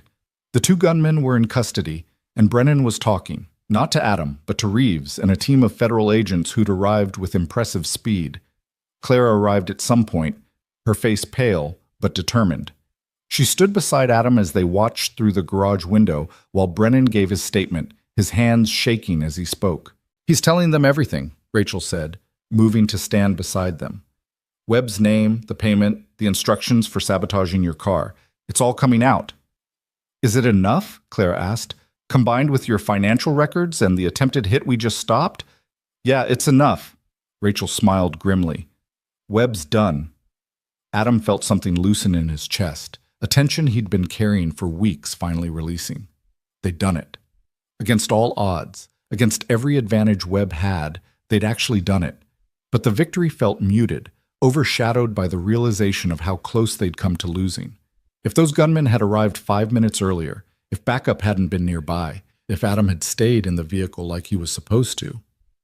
"You could have been killed," Clara said quietly, as if reading his thoughts. "But I wasn't. That's not the point." She turned to face him, and her eyes were bright with unshed tears. "You didn't have to do that. You didn't have to risk yourself for someone you barely know." "Yes, I did." Adam said it with more certainty than he felt. "Because if I'd stayed in that vehicle, if I'd watched someone die when I could have prevented it, I wouldn't have been able to live with myself." Clara studied him for a long moment, and something shifted in her expression. Understanding, maybe, or recognition. "You're a good man, Adam Blake. Better than you realize. I'm just trying to be someone my daughter can be proud of. She already is, whether you know it or not." Before Adam could respond, Reeves emerged from the garage with a satisfied expression. "We've got enough for an arrest warrant. FBI's moving on Webb's location now. He'll be in custody within the hour." The words should have felt triumphant, but Adam mostly felt exhausted. The adrenaline was fading, leaving behind aches and a bone-deep weariness that had nothing to do with physical injury. "What happens now?" he asked. "Now we let the system work," Reeves said. "Brennan's testimony, the financial records, the attempted hit, it's all admissible evidence. Webb will go to trial, and unless he has judges in his pocket we don't know about, he'll be convicted. And Clara? We'll need to testify, but she'll be safe. We'll make sure of it." Reeves clasped Adam's shoulder. "You did good today. Stupid, reckless, and against every instruction I gave you, but good." Adam managed a tired smile. "Thanks. I think." They let him go an hour later, after more statements and assurances that his involvement would be kept as quiet as possible. Clara offered to have him driven home, but Adam declined. He needed time alone, time to process everything that had happened. He picked up Sophie from his mother-in-law's house, grateful beyond words to see her safe and oblivious to the day's events. She chattered about the cookies they'd baked and the puzzle they'd almost finished, and Adam held her hand as they walked to the truck, silently promising that he'd never put her at risk like that again. That night, after Sophie was asleep, the burner phone buzzed one last time. They arrested Webb at his estate. He didn't go quietly, but he went. "It's over, Adam. We did it." Adam read the message 3 times, letting the reality of it settle into his bones. Marcus Webb, the man who'd destroyed so many lives, who'd tried to kill Clara and nearly succeeded, was in custody. Justice, slow and imperfect as it was, had finally arrived. He thought about responding, about crafting something meaningful to mark the end of this strange chapter in his life. But in the end, he simply typed, "Thank you for trusting me." Clara's response came quickly. "Thank you for being trustworthy. Get some rest. We'll talk tomorrow." Adam set the phone aside and moved to the window, looking out at the quiet street beyond his cabin. The world looked the same as it had that night 3 weeks ago when he'd pulled a stranger from a wrecked car. But everything had changed. He'd changed. Somewhere in the process of fighting back, of refusing to be invisible, he'd found something he'd thought was lost forever. Not happiness, not yet, but purpose. The knowledge that he mattered, that his choices could make a difference, that being decent in an indecent world wasn't weakness, but strength. Tomorrow would bring new challenges. Webb's arrest would make news, would drag both him and Clara into spotlights neither wanted. There would be trials, testimony, consequences that rippled outward in ways they couldn't predict. But tonight, Adam Blake stood in his small cabin with his daughter sleeping safely upstairs and allowed himself to feel something he hadn't felt in months. Hope. The media descended like locusts within 24 hours. Adam woke to the sound of his phone ringing, his real phone, not the burner, and made the mistake of answering before checking the caller ID. A reporter from the regional newspaper wanted a statement about his role in exposing Marcus Webb's crimes. Adam hung up without responding, but the call was followed by 3 more in quick succession, each from a different outlet, each asking variations of the same questions. By noon, there were 2 news vans parked on the street outside his cabin. Sophie pressed her face to the window, eyes wide with confusion and excitement. "Dad, why are there TV cameras outside?" "It's complicated, sweetheart." Adam pulled the curtains closed, his jaw tight. "Just stay away from the windows for now, okay?" "But what did you do?" That was the question, wasn't it? What had he done? Helped expose a criminal, prevented a murder, risked his life for someone who'd once destroyed his livelihood. How did you explain that to an 8-year-old without making it sound either meaningless or terrifying? "I helped someone who needed help," he said finally. "And some people think that's interesting enough to make news." Sophie considered this with the gravity children brought to adult mysteries. "Was it dangerous?" "A little." "Are you in trouble?" "No, kiddo. I promise." He knelt down to her level, meeting her eyes directly. "But things might be weird for a while. People might ask you questions about me, about us. If that happens, you don't have to answer. You just tell them to talk to me instead, okay?" She nodded solemnly, and Adam hated that he'd brought this chaos into her life. The whole point of staying invisible had been to protect her from exactly this kind of attention. Now reporters were camped outside their home, and it was only a matter of time before they descended on her school. The burner phone buzzed. "I'm so sorry. I should have anticipated this. Do you need somewhere else to stay?" Adam typed back, "We'll manage. But if they show up at Sophie's school, we're going to have a problem." Clara's response was immediate. "Already handled. I've arranged for private security at the school. Discreet, but present. No one will bother her, I promise." He wanted to be angry about her high-handed assumption that she could fix his problems with money and resources. But mostly, he just felt relieved.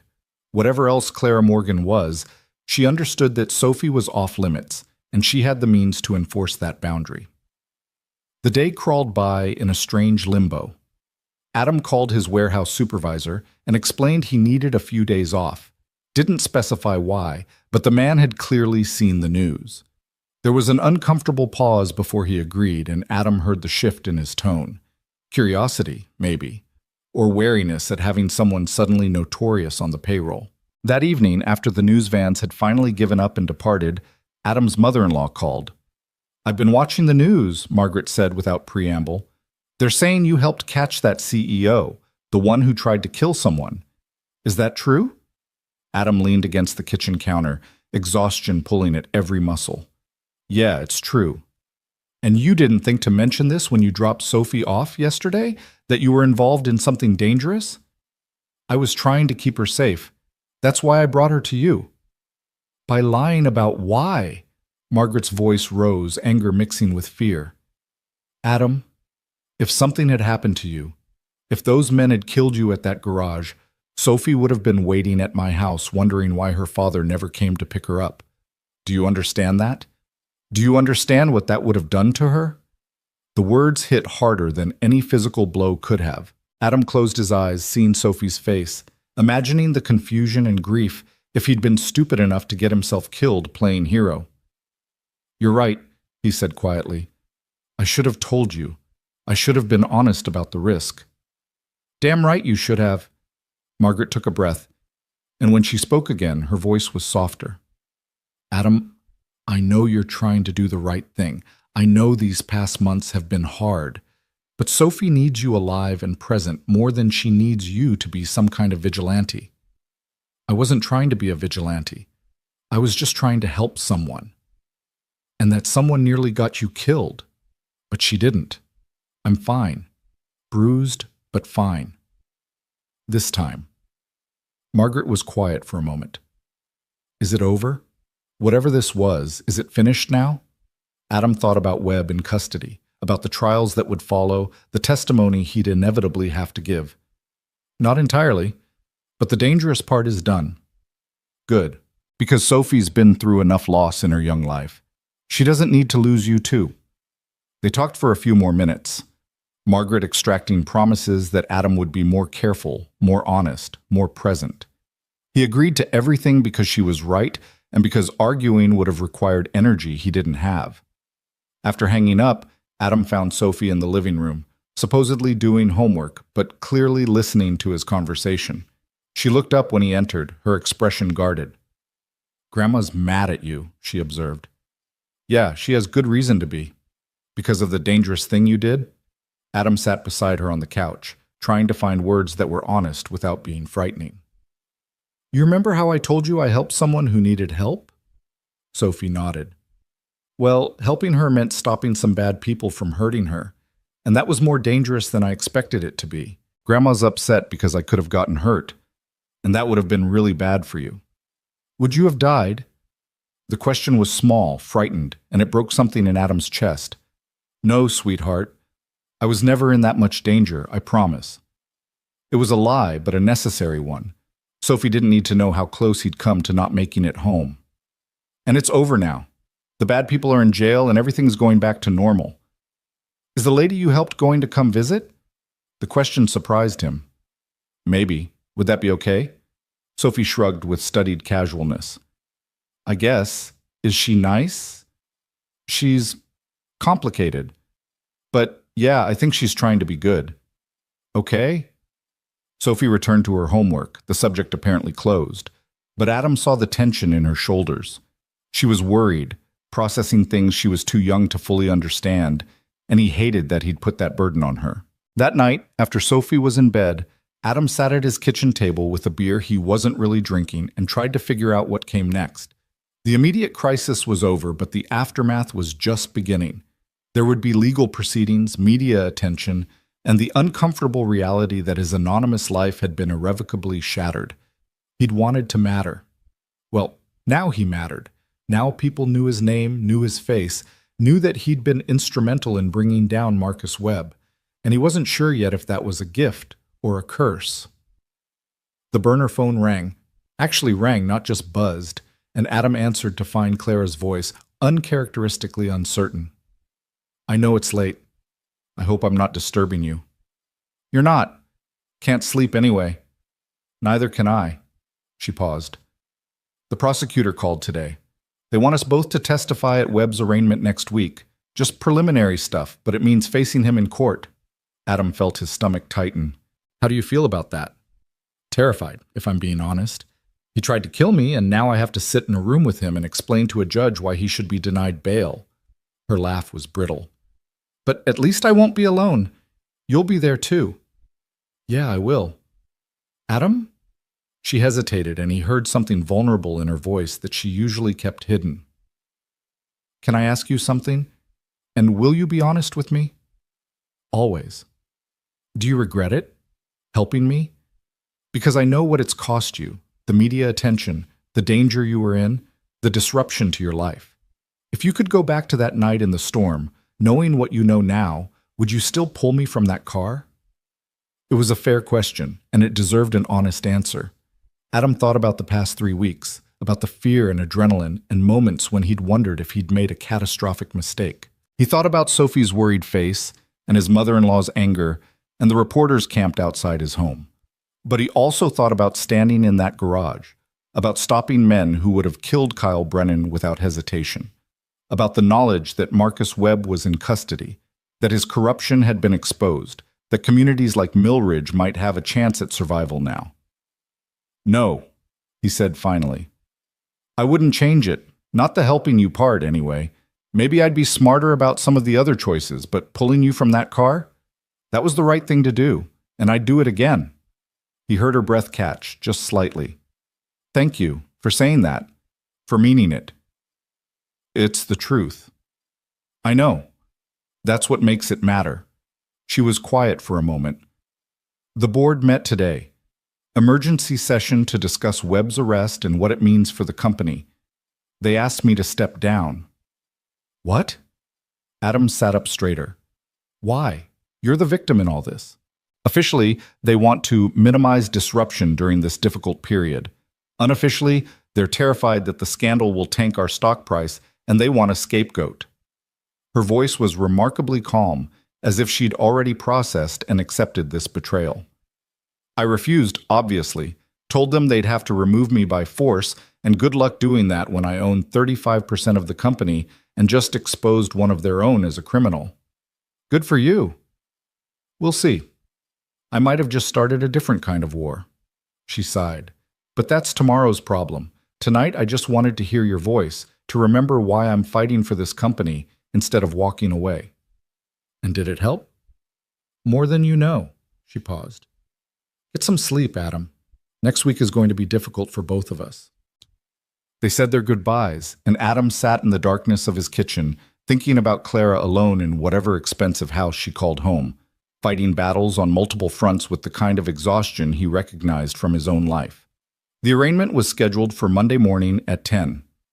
Adam arranged for Sophie to stay with Emma's family, borrowed a suit from a neighbor who was approximately his size, and drove into the city with his stomach in knots. The courthouse was a fortress of granite and glass, stairs leading up to columns that were meant to project authority and justice. Adam climbed them slowly, hyper-aware of the cameras scattered around the entrance, the reporters who called out questions he didn't answer. Inside, security was tight. He passed through metal detectors, submitted to a bag search he'd anticipated by leaving everything except his wallet at home, and finally made his way to the courtroom where Clara was already waiting. She wore a navy suit that was simultaneously professional and severe, her hair pulled back, minimal makeup. The armor of someone preparing for battle. When she saw Adam, relief flickered across her face. You came. Said I would. He took the seat beside her in the gallery. How are you holding up? Ask me again in an hour. She glanced toward the front of the courtroom where prosecutors were setting up their materials. Reeves is testifying too. He's around here somewhere. As if summoned, David Reeves appeared, nodded to them both, and took a seat nearby. The courtroom was filling now. Other witnesses, reporters, people Adam didn't recognize but who clearly had some stake in the proceedings. And then Marcus Webb was let in. Adam had only seen him from a distance at the gala, but up close the man was somehow both more and less impressive. More because he carried himself with absolute confidence despite the handcuffs, less because now Adam could see the calculation behind every expression. The careful performance of a man who'd built his life on manipulation. Webb's eyes swept the courtroom and landed on Clara. Something passed between them. Recognition, hatred, a promise of future retribution. And Adam saw Clara's hands tighten in her lap. Don't look at him, Adam said quietly. He doesn't get that from you. She nodded and fixed her gaze forward as the judge entered and the arraignment began. The proceedings were surprisingly brief and dry. A recitation of charges, arguments about bail, procedural motions that meant little to Adam's untrained ear. But he listened carefully as the prosecutor laid out the case. Embezzlement, attempted murder, conspiracy. a litany of crimes that added up to decades in prison if convicted. Webb's lawyer, an expensive suit with practiced indignation, argued that his client was a pillar of the community, that the charges were based on circumstantial evidence and the testimony of a convicted felon, that bail should be granted immediately. The prosecutor countered with Clara's testimony, not live, but submitted in writing and read aloud. Adam listened to her words, clinical and precise, describing the crash and her certainty that it had been no accident, describing the threat she'd received, the evidence they'd gathered, the conclusion that Marcus Webb had orchestrated her attempted murder. When his own statement was read, Adam felt surreal hearing his words in someone else's voice. The night in the storm, the decision to help, the investigation that followed. It sounded like someone else's life, some character in a story rather than the reality he'd lived. The judge listened to everything with an expression of careful neutrality. When the arguments concluded, she didn't hesitate. Bail is denied. The defendant will remain in custody pending trial. Given the severity of the charges and the evidence of flight risk, I see no reason to grant release at this time.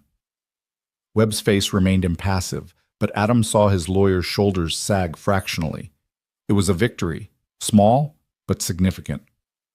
Webb would spend the months until trial in a cell rather than his mansion, unable to intimidate witnesses or destroy evidence. As they led Webb away, he turned one last time to look at Clara. His mouth moved, forming words Adam couldn't hear but could guess at. Threats, probably. Promises that this wasn't over. Clara held his gaze without flinching until he disappeared through the door. Outside, on the courthouse steps, reporters swarmed. Adam tried to slip past them, but someone recognized him and suddenly microphones were thrust in his face, questions coming too fast to parse. Mr. Blake, how does it feel to be a hero? Did you know Miss Morgan before the accident? Were you afraid when you confronted the gunman? Is it true Morgan Industries plans to compensate you for your role? That last question made him stop. What? A reporter, young and eager, pushed closer. There are reports that Clara Morgan is planning to offer you a financial reward or position within her company. Can you comment? That's not... I haven't heard anything about that. Adam looked around for Clara, but she'd been swallowed by her own crowd of reporters. I need to go. He pushed through, ignoring the continued questions, and found his truck in the parking garage. His hand shook as he started the engine. Reaction delayed, but hitting hard now. He'd just sat in a courtroom with a man who'd tried to kill someone, had listened to his own near-death experience reduced to legal jargon and evidentiary procedure. The burner phone buzzed before he'd made it out of the garage. I'm sorry about the reporters. And sorry you had to hear about the compensation that way. Can we talk? Adam pulled over, fingers hovering over the keyboard. Part of him wanted to ignore the message, to drive home and pretend this whole chapter of his life was finished. But Clara deserved better than being ghosted after everything they'd been through. Your place or mine? He typed back.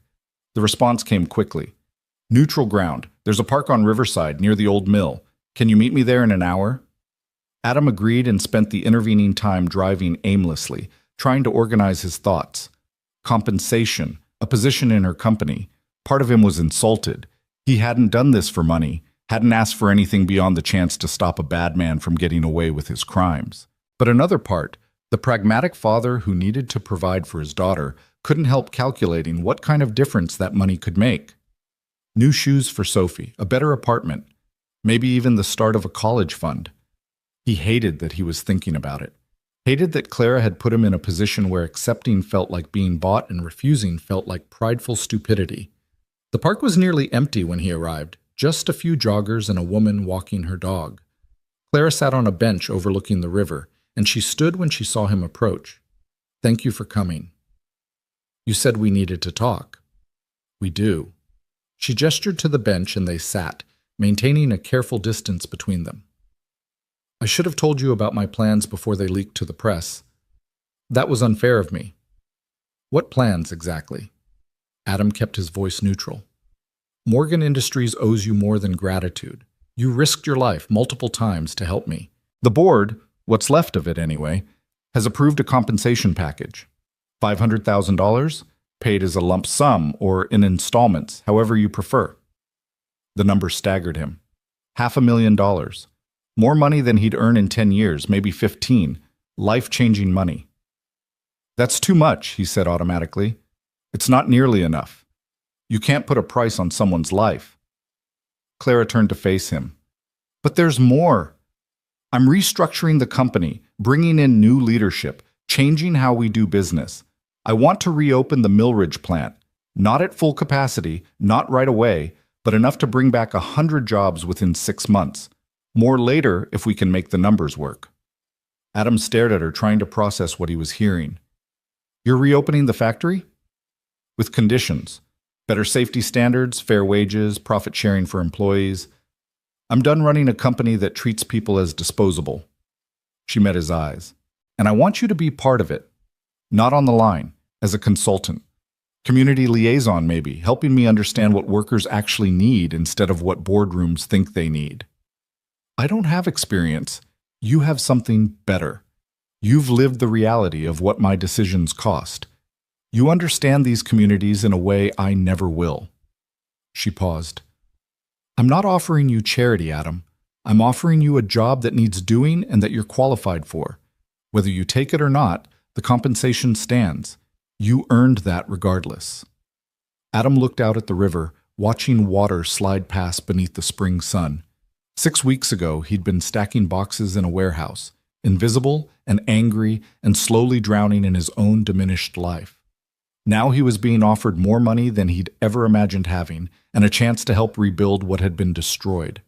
It should have been an easy decision. It wasn't. I need time to think about it, he said finally. The money, the job, all of it. It's a lot. Of course. Take whatever time you need. Clara stood, preparing to leave, then hesitated.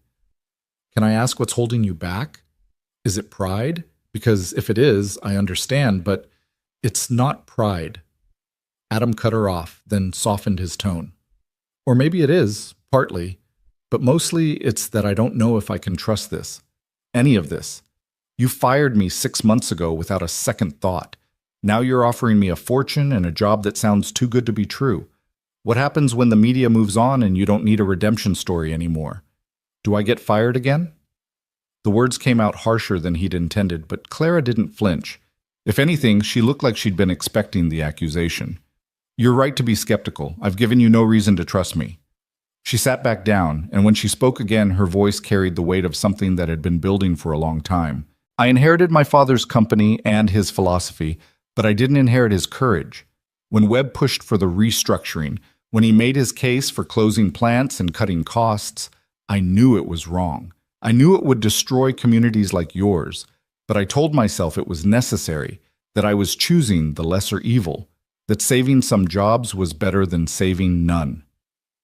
You were wrong. I was a coward. She said it flatly, without self-pity. I let Webb and people like him dictate terms because standing up to them felt too hard, too risky. And people like you paid the price for my weakness. Adam wanted to argue, to tell her she was being too hard on herself, but he couldn't, because she was right. She'd made a choice, and that choice had consequences that rippled through hundreds of lives. So what's different now, he asked. Now I've seen what happens when you refuse to be pushed around, when you do the difficult thing because it's right, not because it's easy. She looked at him directly. You could have walked past my car that night. You could have left me to freeze. You definitely could have refused to help me investigate Webb. But you didn't. You chose to be inconvenienced, to be endangered, to matter. And that's what I'm trying to learn how to do. The honesty of it disarmed him. Adam had spent weeks seeing Clara as an abstract figure, the CEO, the victim, the ally.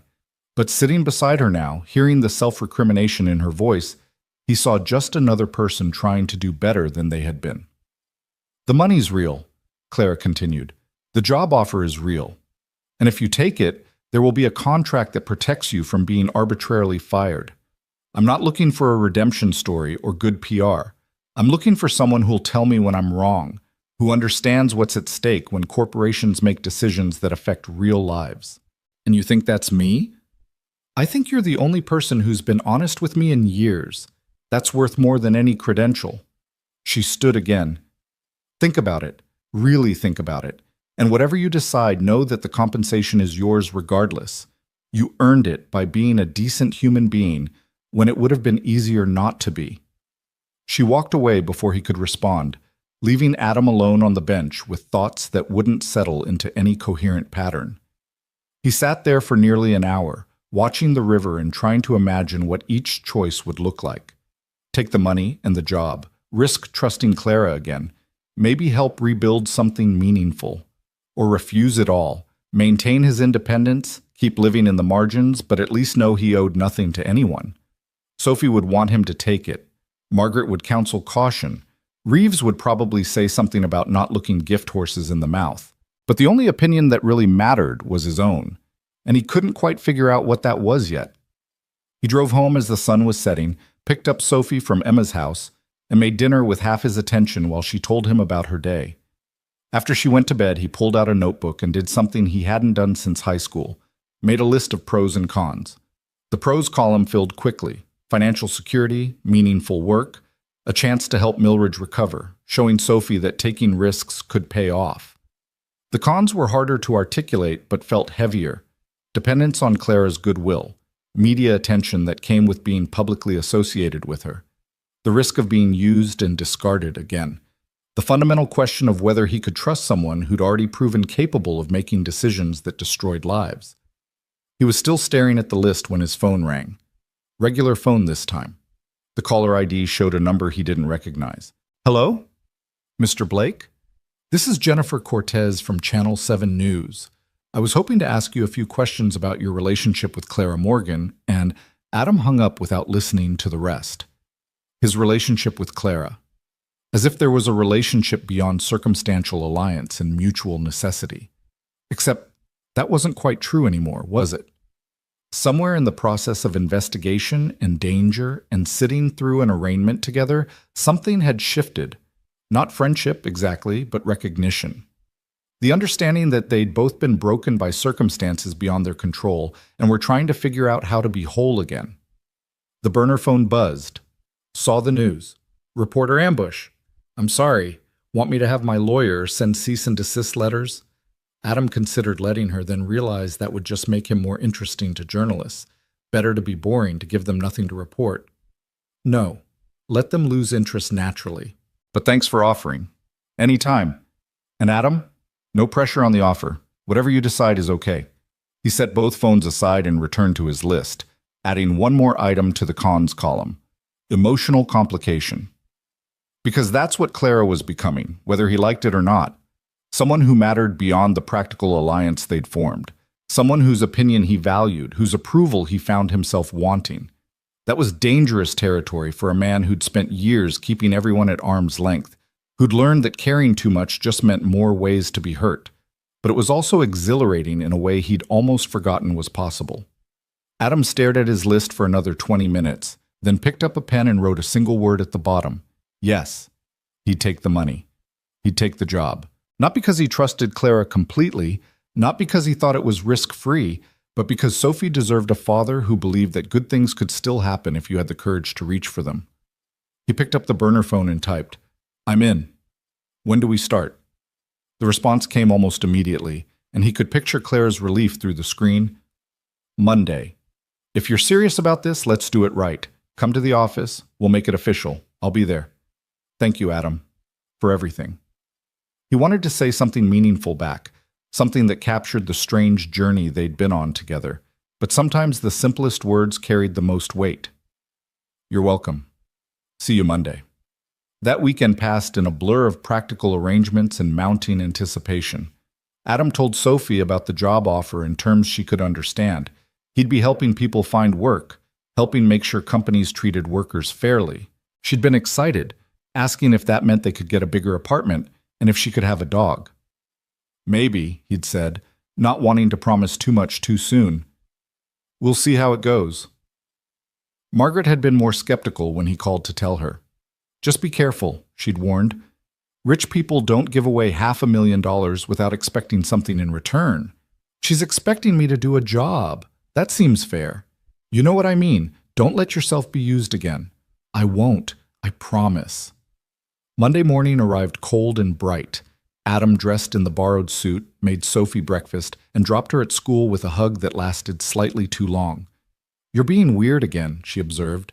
"Just excited about the first day, like when you started second grade." "You weren't this huggy then." "Well, I'm making up for it now." He kissed her forehead. "Have a good day, kiddo. Love you." "Love you too, Dad. Good luck with your new job." The Morgan Industries headquarters was downtown, a glass and steel tower that Adam had passed 100 times without ever imagining he'd walk through its doors. Security was expecting him, providing a badge and directions to the executive floor without hesitation. Clara's office was on the 23rd floor, with windows that overlooked the city and furniture that probably cost more than Adam's annual salary used to be. She stood when he entered, professional and warm at the same time. "You came." "Said I would." He accepted her handshake, noting the firmness of it. "Ready to put me to work?" "Almost." She gestured to a folder on her desk. "First, the official stuff. This is your employment contract. Take it home. Have a lawyer review it if you want, but the key points are, you're hired as a senior consultant for community development and worker relations. Initial term of 3 years, renewable. Salary of $120,000 per year plus benefits. And the compensation we discussed is separate, legally distinct from your employment." Adam picked up the contract, flipping through pages of dense legal language. The numbers she'd mentioned jumped out at him, impossible and real at the same time. "This is generous." "It's fair. You're bringing something to this company that we desperately need, perspective." Clara moved to the window, looking out at the city below. "I meant what I said about restructuring. Webb's arrest exposed cracks that go deeper than one corrupt board member. We've been operating with a philosophy that maximizes profit at the expense of everything else. That changes now." "And the board is okay with that?" 3 members resigned last week. 2 more are likely to follow. The ones who remain understand that this is the only way forward. She turned back to him. "It won't be easy. There will be resistance, both internal and external.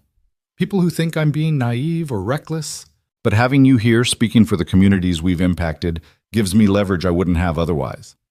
Adam understood what she wasn't saying. He was both ally and shield, someone whose story made her reforms more palatable. It should have bothered him more than it did. "When do you want me to start?" "Today, if you're ready.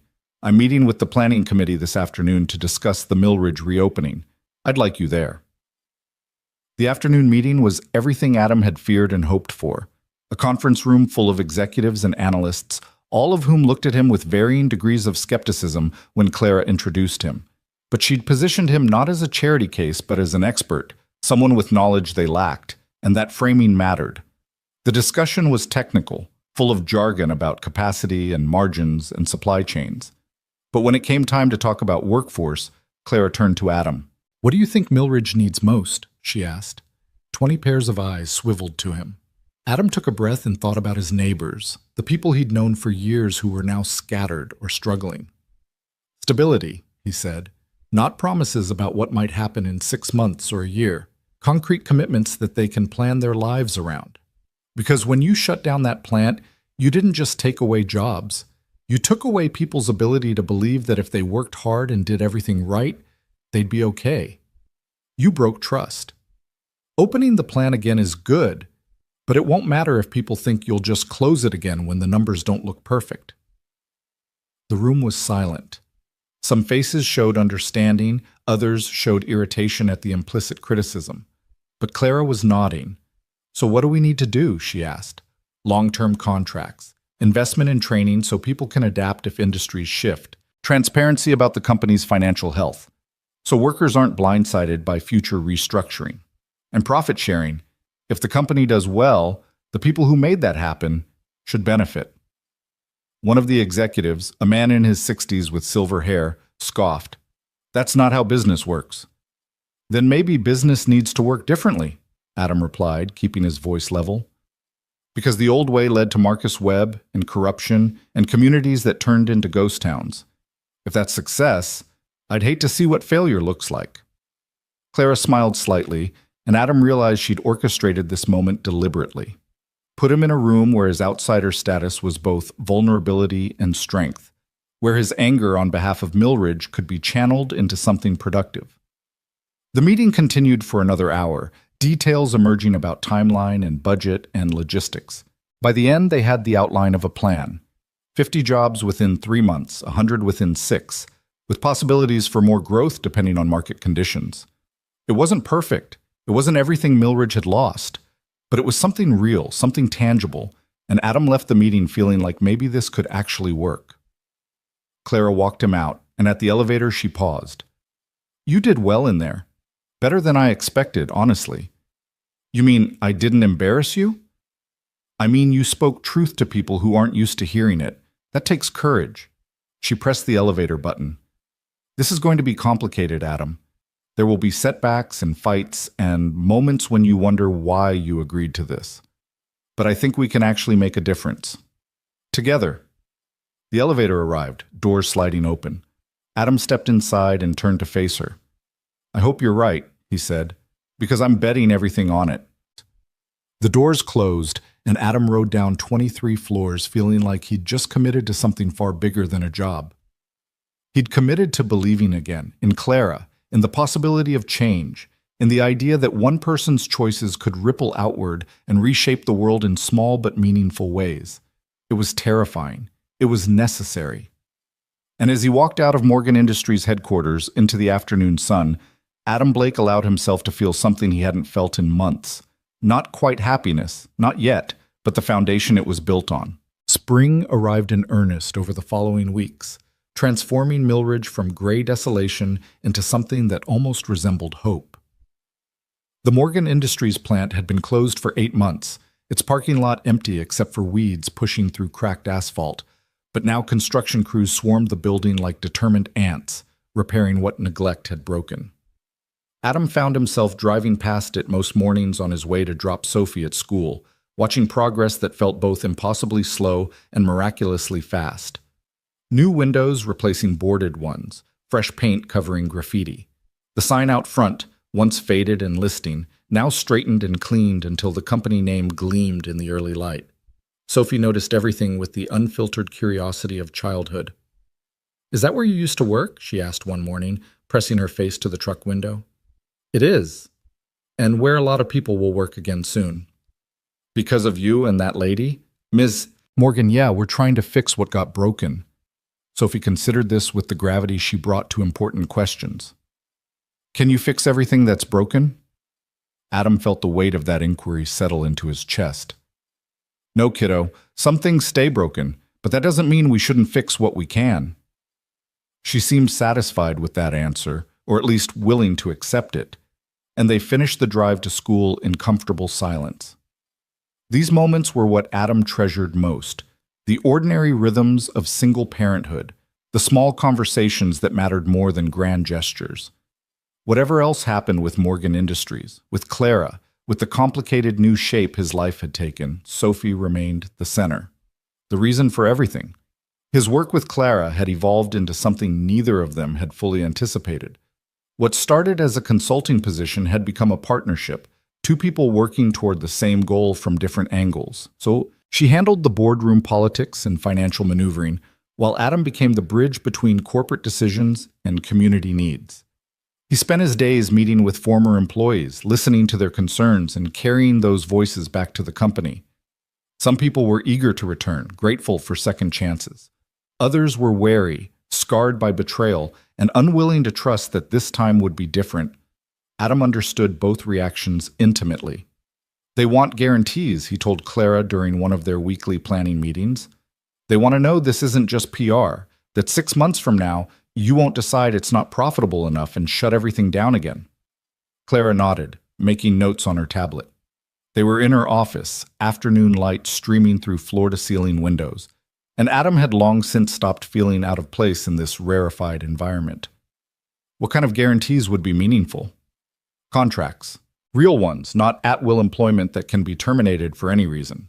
Job security tied to performance, not quarterly earnings. He leaned forward. And visibility. Let them see the company's financial health, understand the metrics that drive decisions. Transparency breeds trust. The board will fight me on that. They think workers don't need to understand corporate finances. The board is wrong. People aren't stupid. They know when they're being lied to or kept in the dark. Adam held her gaze. You want Millridge to succeed? Treat people like partners, not assets. She smiled slightly. You don't pull punches, do you? You hired me to be honest. That's what you're getting. I did, and I'm grateful for it, even when it's uncomfortable. She set down her tablet. I'm presenting the new worker contract structure to the board next week. I'd like you there. To say what you're saying now? To say it better than I can. You've lived what they've only theorized. That matters. Adam agreed, though the prospect of facing the board again made his stomach tighten. His first meeting had been fractious enough. This one promised to be worse, because what Clara was proposing fundamentally challenged how Morgan Industries had operated for decades. The weekend before the board meeting, Clara invited Adam and Sophie to dinner at her home. It was the first time she'd extended such a personal invitation, and Adam's first instinct was to decline. But Sophie had overheard the call and was immediately intrigued by the idea of seeing where rich people live, and he couldn't bring himself to disappoint her. Clara's house turned out to be less ostentatious than Adam had feared. A craftsman-style home on the outskirts of the city, surrounded by old trees and a garden that showed signs of recent neglect. She met them at the door wearing jeans and a sweater, her hair loose, looking more relaxed than Adam had ever seen her. You must be Sophie, Clara said, kneeling to the girl's level. Your father talks about you constantly. Sophie studied Clara with the frank assessment children brought to new adults. He says you're helping people get jobs back. We're trying to. Your dad is actually doing most of the hard work. He's good at helping people. Sophie said it matter-of-factly, a simple truth she'd observed. He helped you in the snow. Clara's expression softened. He did. I'm very lucky he found me that night. Dinner was surprisingly comfortable. Clara had ordered pizza. I'm a terrible cook, she admitted cheerfully, and they ate in her kitchen while Sophie peppered her with questions about the company, about business, about what it was like being in charge of so many people. Clara answered each question seriously, never talking down, and Adam watched the two of them with something warm expanding in his chest. After dinner, Sophie discovered a grand piano in Clara's living room and begged to hear her play.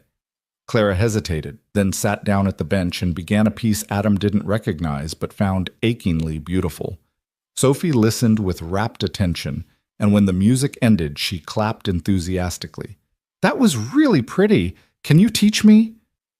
I'm not much of a teacher, but maybe your dad could arrange lessons for you? Could you, Dad? Please? Adam looked at his daughter's hopeful face and felt his resistance crumble. We'll see. Maybe when things settle down a bit. Things are never going to settle down, Clara observed quietly, but she was smiling. That's not how life works. You just learn to find moments of peace in the chaos. Later, after Sophie had fallen asleep on Clara's couch and Adam carried her to the truck, Clara walked him out to the driveway. The night was cool and clear, stars visible despite the ambient light from the city. Thank you for coming, Clara said. I know this was probably awkward. It wasn't. Sophie had a great time. She's wonderful. You've done an incredible job with her. I've done my best. Some days that's enough, some days it's not. Adam looked back at the house, at the warm light spilling from windows. Can I ask you something? Why did you really invite us here? Claire was quiet for a moment, her gaze distant. Because somewhere in all of this, the investigation, the work, the rebuilding, you became a friend, and I realized I don't have many of those. People I can trust. People who see me as something other than a CEO or a problem to solve. She met his eyes. I wanted Sophie to know me as a person, not just a name her father mentions. Does that make sense? It made more sense than Adam wanted to admit. He'd been keeping Clara at arm's length emotionally, maintaining professional distance as a form of self-protection. But standing here in her driveway, seeing the vulnerability she usually kept hidden, he realized that barrier had already eroded without him noticing. Yeah, he said quietly. It makes sense. Good, she smiled. Get Sophie home. And Adam? Thank you for trusting me with her. I know that wasn't easy. He drove home with Sophie sleeping in the passenger seat and thoughts that wouldn't settle into coherent patterns. The evening had shifted something, had made Clara real in a way she hadn't been before. Not just an ally or employer, but someone who played piano beautifully and ordered pizza because she couldn't cook and wanted friendship badly enough to risk rejection. That made everything more complicated. The board meeting arrived like an approaching storm, inevitable and potentially destructive. Adam wore his borrowed suit again. He really needed to buy his own, but that felt like tempting fate, and met Clara in the lobby of Morgan Industries headquarters. She looked armored in a charcoal suit and heels, her CEO mask firmly in place. "Ready?" she asked. "As I'll ever be." The boardroom was on the 25th floor, dominated by a table that could seat 20 and probably cost more than Adam's truck. Half the seats were filled with men and women in expensive suits, faces ranging from curious to openly hostile. Adam recognized a few from his first meeting, including the silver-haired executive who'd scoffed at his suggestions. Claire called the meeting to order with crisp efficiency, laying out the proposed changes to worker contracts with the kind of detailed preparation that came from knowing her audience would fight every point. Adam listened, impressed despite himself by how she'd anticipated objections and armed herself with data. When she finished, the silver-haired executive, Richard Holbrook, Adam remembered, leaned back in his chair with theatrical skepticism. "This is financial suicide," he said flatly. "You want to tie our hands with long-term contracts, share profits with workers who had nothing to do with generating them, and open our books to people with no business education. The shareholders will revolt." "The shareholders," Clara replied coolly, "will see that we're building a sustainable model instead of extracting maximum value until there's nothing left to extract. Webb's approach nearly destroyed this company. I'm proposing we try something different." Different is a nice word for naive. Holbrook looked around the table, gathering support. "We've survived decades by being pragmatic, by making hard choices that prioritize the company's health over individual comfort. What you're proposing is sentimentality masquerading as business strategy." Adam felt anger rise in his chest but kept his expression neutral. Claire caught his eye and gave the smallest nod, his cue. "Mr. Holbrook," Adam said, and the room's attention swiveled to him. "I'm curious about something. How many of the workers laid off during Webb's restructuring have you actually spoken with?" Holbrook blinked, clearly not expecting to be questioned.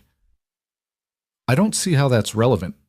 "It's entirely relevant, because you're talking about people like they're abstract figures in a spreadsheet, but they're real. They have families, mortgages, kids who need shoes and groceries, and a future that doesn't involve watching their parents struggle." Adam kept his voice level, conversational. "I was one of those people. I know exactly what your pragmatic choices cost. And now you're here, employed again, with a generous salary." Holbrook's smile was thin. "Seems like the system worked." "I'm here because Clara pulled me from a wrecked car and then asked for my help stopping a man who tried to murder her. That's not the system working. That's luck and coincidence." Adam leaned forward. "But the 50 people we're rehiring in Millridge? That's a choice. Your choice. You can decide that people matter, that communities matter, that being profitable doesn't require leaving wreckage in your wake. Or you can keep doing what you've always done and wonder why eventually there's no one left who trusts you enough to work for you." The silence that followed felt charged, electric. Adam saw Clara watching him with something that might have been pride, saw other board members shifting uncomfortably, saw Holbrook's face redden with suppressed anger. "Passionate speech," Holbrook said finally, "but passion doesn't pay dividends." "Neither does corruption," Clara interjected smoothly. "Which is what we got with Webb's approach. So perhaps we try something new.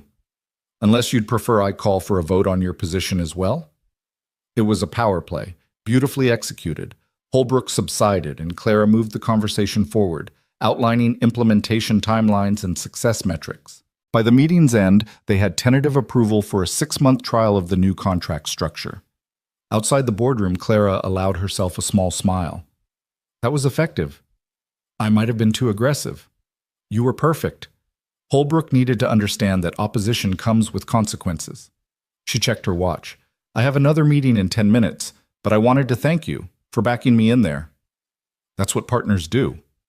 Something flickered in her expression, too quick to identify. "Partners. Yes, I suppose we are." The next few weeks blurred together in a rush of activity. The Mill Ridge plant opened for its first shift in 9 months, 50 people returning to work with cautious optimism. Adam was there for the ribbon cutting, standing beside Clara as cameras flashed and reporters asked questions about the company's new direction. "This is just the beginning," Clara told them. "Morgan Industries is committed to being a different kind of corporation, one that measures success not just in profit, but in the well-being of our workers and communities." It sounded like PR, and maybe it was, but Adam saw the sincerity in her eyes when she said it. She meant every word, even if believing it required a leap of faith from everyone involved. He spent the following weeks at the plant, working alongside the floor manager to ensure the transition went smoothly. People had questions, concerns, skepticism that couldn't be addressed with platitudes. So Adam listened, carried messages back to Clara, and slowly built bridges between the workforce and management. It wasn't perfect. There were complaints about equipment that needed replacing, about processes that could be more efficient, about wages that still weren't quite high enough. But people were working, earning, providing for their families. That was something real. Sophie noticed the change in her father, the way he came home tired but satisfied instead of tired and defeated. "You're happier now," she observed one evening over dinner. "I am," Adam admitted. "Does that surprise you?" "A little. You were sad for a long time after Mom died." She said it simply, without judgment. "I thought maybe you forgot how to be happy." The observation cut deeper than she probably intended. Adam set down his fork and looked at his daughter, seeing the wisdom in her young face that came from witnessing too much loss too soon. "I didn't forget. I just misplaced it for a while. But I'm finding it again." "Because of Ms. Morgan?" "Because of a lot of things. The work. Knowing I'm helping people. And yeah, Clara's been part of that." He hesitated, then decided honesty mattered. "She's become a good friend." "Do you like her?" "Of course I like her." "No, I mean like her, the way you liked Mom." Adam felt his chest tighten. Sophie was too perceptive, had noticed something he'd been deliberately not examining. "It's complicated, kiddo." That's what adults say when they don't want to explain. Sophie pushed her vegetables around her plate. "Emma's mom has a boyfriend now. Emma says it's weird at first, but then it's okay." "Is that your way of saying it would be okay if I dated someone?" Sophie shrugged with studied casualness. "I just want you to be happy. Mom would want that too." Tears pricked at Adam's eyes, sudden and unexpected.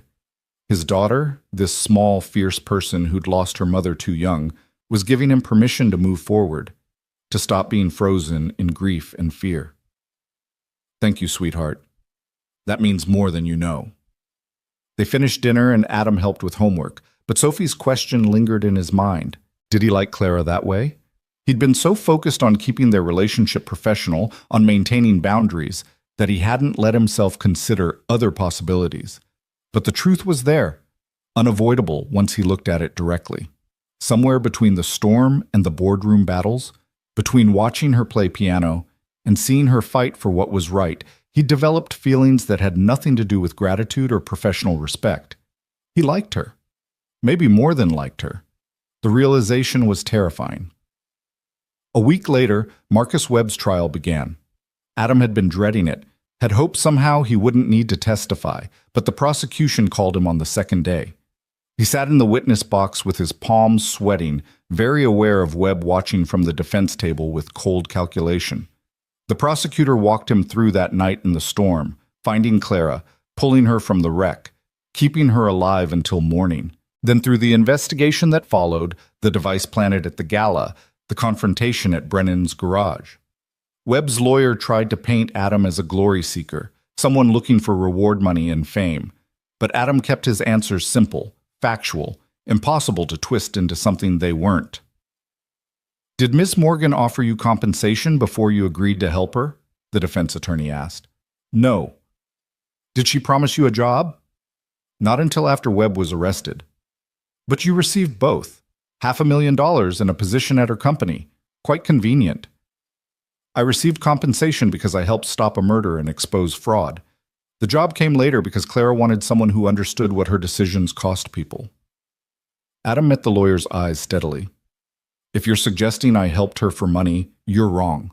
I helped her because it was the right thing to do. The lawyer tried several more angles, but Adam didn't budge. When he was finally dismissed, he caught Clara's eye in the gallery and saw her mouth, "Thank you." The trial lasted 3 weeks. Kyle Brennan testified about tampering with Clara's car, about the payment from Webb, about being told it needed to look like an accident. Financial experts walked the jury through Webb's embezzlement, the shell companies and offshore accounts. And Clara herself spent 2 days on the stand, calm and precise, laying out every detail of the corruption she'd uncovered. The verdict came on a Thursday afternoon, guilty on all counts. Webb's face remained impassive as the jury foreman read each charge, but Adam saw his hands tighten on the defense table. Decades in prison, most likely. A life of privilege and power reduced to a cell and regret. Outside the courthouse, Clara stood before a crowd of reporters and made a brief statement. Justice has been served today, but the real work is just beginning. Morgan Industries will spend years rebuilding trust with the communities we damaged. That's my focus now, and I won't rest until we've made things right. She fielded a few questions, then slipped away with Reeves and her security team. Adam tried to leave separately, but reporters recognized him and swarmed. "Mr. Blake, how does it feel to see Webb convicted? Are you and Clara Morgan in a relationship? Will you continue working for Morgan Industries?" That second question caught him off guard, and his hesitation was apparently answer enough because cameras flashed, and he knew that moment of uncertainty would be dissected in tomorrow's news. He pushed through without commenting and made it to his truck, sitting in the parking garage for several minutes while his heart rate settled. The trial was over. Webb was convicted. Everything they'd fought for had been achieved. So why did he feel so unsettled? His phone rang. Clara calling from the burner phone they still occasionally used out of habit. "You okay?" she asked. "Yeah, just processing. I know the feeling. Listen, I'm going away for a few days. My lawyer says I should disappear until the media frenzy dies down. But when I get back, I'd like to talk, really talk, about everything." Adam's pulse quickened. "Everything?" "Everything." She paused. "I'll call you when I'm back in town. Take care of yourself, Adam." The line went dead, leaving him with more questions than answers. Clara was gone for a week. In her absence, Adam threw himself into work at the Millridge plant, helping troubleshoot issues and continuing to build relationships with the workforce. The company had hired 30 more people, ahead of schedule, and there was talk of expanding operations to a second shift. Sophie finished 3rd grade with excellent marks, and Adam treated her to the new shoes she'd been wanting and dinner at her favorite restaurant. They talked about summer plans, about maybe taking a trip to the beach, about normal things that felt precious precisely because they were ordinary. On a Saturday morning in late May, Clara called. "I'm back. Can we meet? That park on Riverside, same place as before?" Adam agreed, nervous in a way he hadn't been since high school. He dropped Sophie at his mother-in-law's house. Margaret raised an eyebrow but didn't ask questions, and drove to the park with his stomach in knots. Clara was already there, sitting on their bench overlooking the river. She wore jeans and a simple shirt, her hair pulled back, and when she saw him, she smiled with genuine warmth. "Hey," she said. "Hey yourself." Adam sat beside her, maintaining careful distance. "How was your escape from reality?" "Necessary. I spent a week at my father's cabin in the mountains. No phone service, just me and too much time to think." She turned to face him. "I figured some things out." "Yeah?" "I've spent 5 years running my father's company, trying to live up to his legacy, believing that was enough. That if I could just be good at business, everything else would fall into place." She looked out at the river. "But you taught me something. Actually living, making choices that matter, connecting with people, being vulnerable. That's harder and more important than any quarterly report. I didn't teach you that. You figured it out yourself." "Maybe, but you showed me what it looked like." Clara took a breath. "I'm stepping back from day-to-day operations, promoting my COO to CEO while I transition to board chair. It means less power, but more time to actually do the work that matters. Community rebuilding, ethical oversight, the things I care about." "That's a big change." "It is. And it's terrifying. But I can't keep living the life my father chose for me. I need to figure out what Clara Morgan wants, separate from the company. She paused. Part of that is admitting something I've been avoiding for months. Adam's heart hammered. What's that? That I have feelings for you. Real, complicated, inconvenient feelings that have nothing to do with gratitude or professional respect. She looked at him directly. I understand if you don't feel the same way. I understand if the power dynamic makes this impossible, or if you're not ready, or if I've completely misread everything. But I needed to be honest, because you've always been honest with me. For a long moment, Adam couldn't speak. All the careful distance he'd maintained, all the barriers he'd built against exactly this possibility, crumbled in the face of her naked vulnerability. You didn't misread anything, he said finally. I've been trying not to feel this for weeks because it seemed complicated and risky and like asking for trouble. But Sophie asked me if I liked you, and I couldn't lie to her. What did you tell her? That it's complicated, which was true then. He reached out, taking Clara's hand carefully, half expecting her to pull away. She didn't. But maybe it doesn't have to be. Maybe two people who've been through hell together are allowed to try for something good. Clara's eyes were bright with unshed tears. I don't know how to do this. I haven't been in a relationship since college. I work too much. I'm difficult. My life is public in ways that will affect you and Sophie. And I'm a single dad with a terrible wardrobe and baggage that could fill a warehouse, Adam interrupted. We're both disasters. Maybe that's okay. She laughed, the sound breaking tension. This is either the best idea we've ever had, or the worst. Only one way to find out.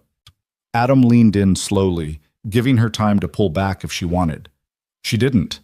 Their kiss was tentative at first, testing, then deeper as months of suppressed feeling found expression. When they finally broke apart, both breathing hard, Clara was smiling in a way he'd never seen before. Unguarded, genuinely happy. So what happens now? She asked. Now we figure it out as we go. Take things slow, see how Sophie adjusts, be honest when things get hard. Adam squeezed her hand. And maybe you come to dinner at my place sometime. Fair warning, I'm a better cook than you, but that's not saying much. I'd like that. Clara stood, pulling him up with her. I'd like all of that. The slow, the honest, the figuring it out together. They walked along the river path, hands linked, talking about logistics and concerns and hopes, with the kind of careful optimism that came from having survived the worst and choosing to believe in better. It wasn't a fairy tale ending because real life didn't work that way. There would be challenges ahead, complications from their past, moments of doubt. But as spring sunshine filtered through new leaves and the river flowed steady beside them, Adam felt something settle into place that had been missing for years. Not just hope, not just possibility, peace. The summer that followed was gentle in ways Adam hadn't expected. He and Clara moved cautiously, dating in the traditional sense. Dinners, movies, long walks where they talked about everything except work. Sophie was initially skeptical, then curious, then gradually accepting as she saw her father happy in a way he hadn't been since before her mother died. She's pretty good at board games, Sophie admitted after Clara spent an evening playing Sorry with them, even if she does lose a lot. I'll tell her you approve, Adam said, amused. I didn't say I approve. Said she's okay at board games. There's a difference. But her small smile gave her away, and Adam knew they'd be fine. The Millridge plant continued to grow, adding a second shift and then discussions of a third. People who'd left town started returning, drawn by steady work and the knowledge that this time felt different. Adam spent less time on site as other managers took over day-to-day operations, focusing instead on larger strategic questions about ethical business practices and community investment. Marcus Webb was sentenced to 32 years in federal prison. The news came through one afternoon while Adam was at the office, and he felt nothing but distant satisfaction.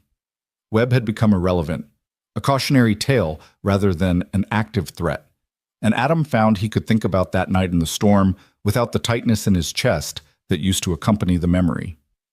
On a Saturday in late August, Clara invited Adam and Sophie to her house for what she mysteriously called a small celebration. They arrived to find the backyard transformed with lights strung through trees and a table set for dinner. What's the occasion? Adam asked.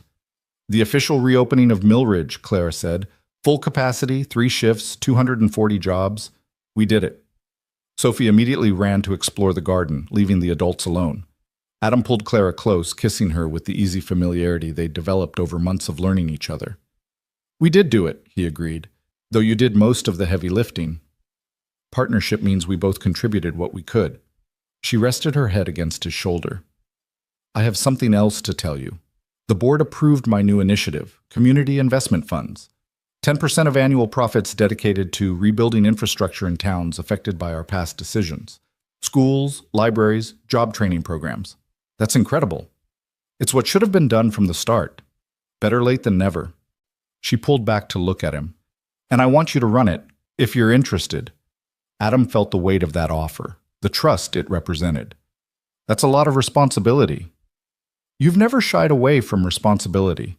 Besides, who better to understand what communities need than someone who lived through losing everything? I didn't lose everything. I had Sophie. You know what I mean. He did.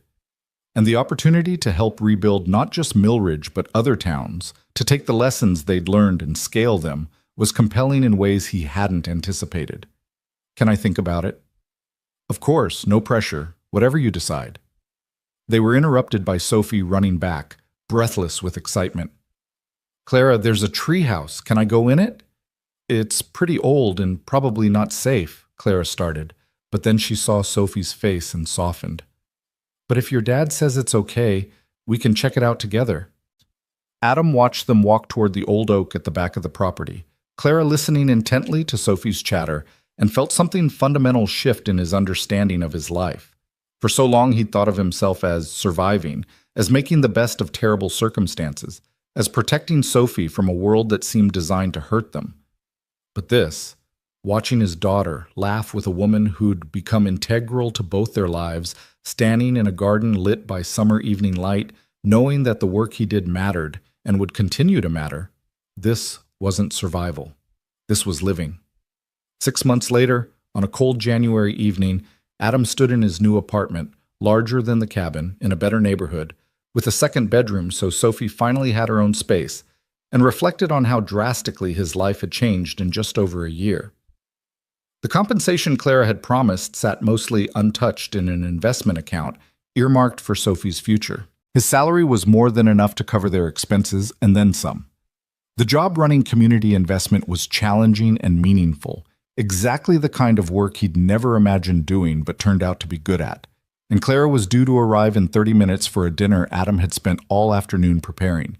Sophie was at his mother-in-law's for the weekend, part of their regular arrangement that gave Adam and Clara time alone while also ensuring Sophie maintained strong connections with her grandmother. It was a system that worked for everyone involved. When Clara arrived, she kissed him hello and presented a bottle of wine that probably cost more than Adam's weekly grocery budget. They cooked together, moving around the kitchen with comfortable coordination, and ate while talking about their days, about the upcoming board meeting, about Sophie's request for piano lessons that Clara had offered to provide. After dinner, they moved to the couch, and Clara curled against him in a way that still felt miraculous every time it happened. I have something to show you, she said, pulling out her phone. This came today.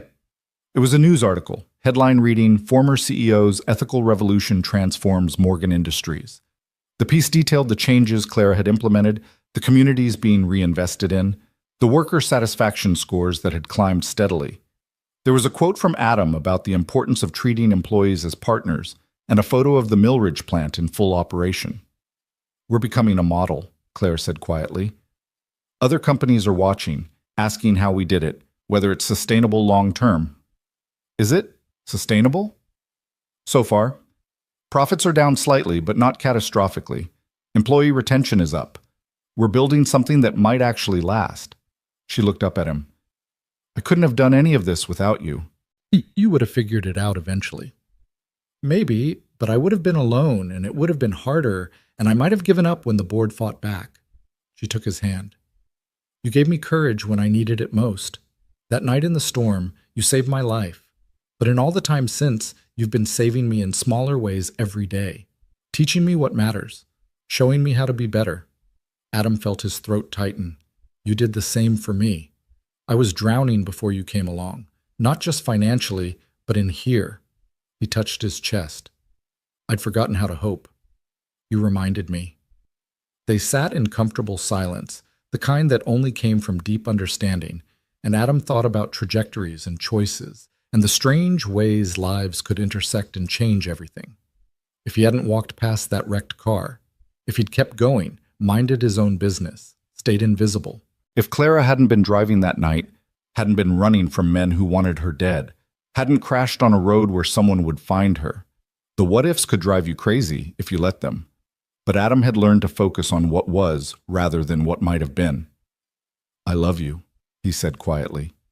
It was the first time he'd spoken those words, and they hung in the air between them, weighted with meaning. Claire's eyes widened, then filled with tears. I love you too. I've wanted to say it for months, but I was afraid of what? That you'd think it was too fast, that I was confusing gratitude with feeling, that I'd somehow ruin this by pushing too hard. Adam kissed her softly. It's not too fast. It's exactly right. He paused, gathering courage for what he wanted to say next. I don't know what the future looks like, but I want you in it, however that works, whatever shape it takes. You and me and Sophie figuring it out together. Like a family? Claire's voice was tentative, hopeful. Yeah, like a family.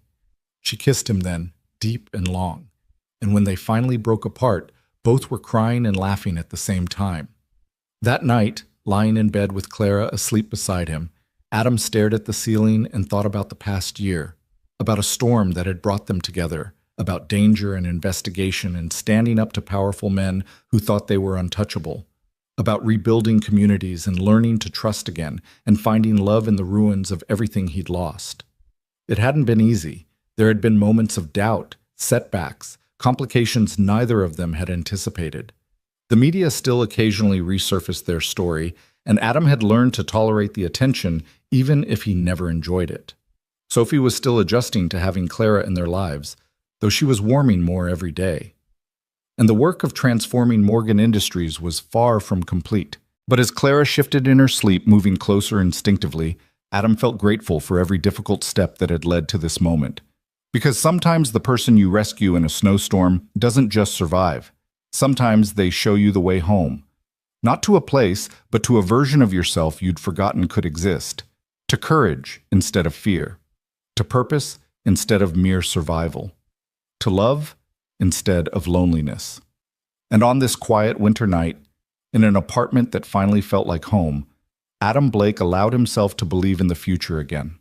Not a perfect future, not one without challenges, but one built on honesty and partnership and the hard-won knowledge that decent people could still change the world if they refused to give up. Spring would come again soon, bringing new growth and possibilities. But for now, this was enough. This moment of peace after the storm, this calm after chaos. This was everything.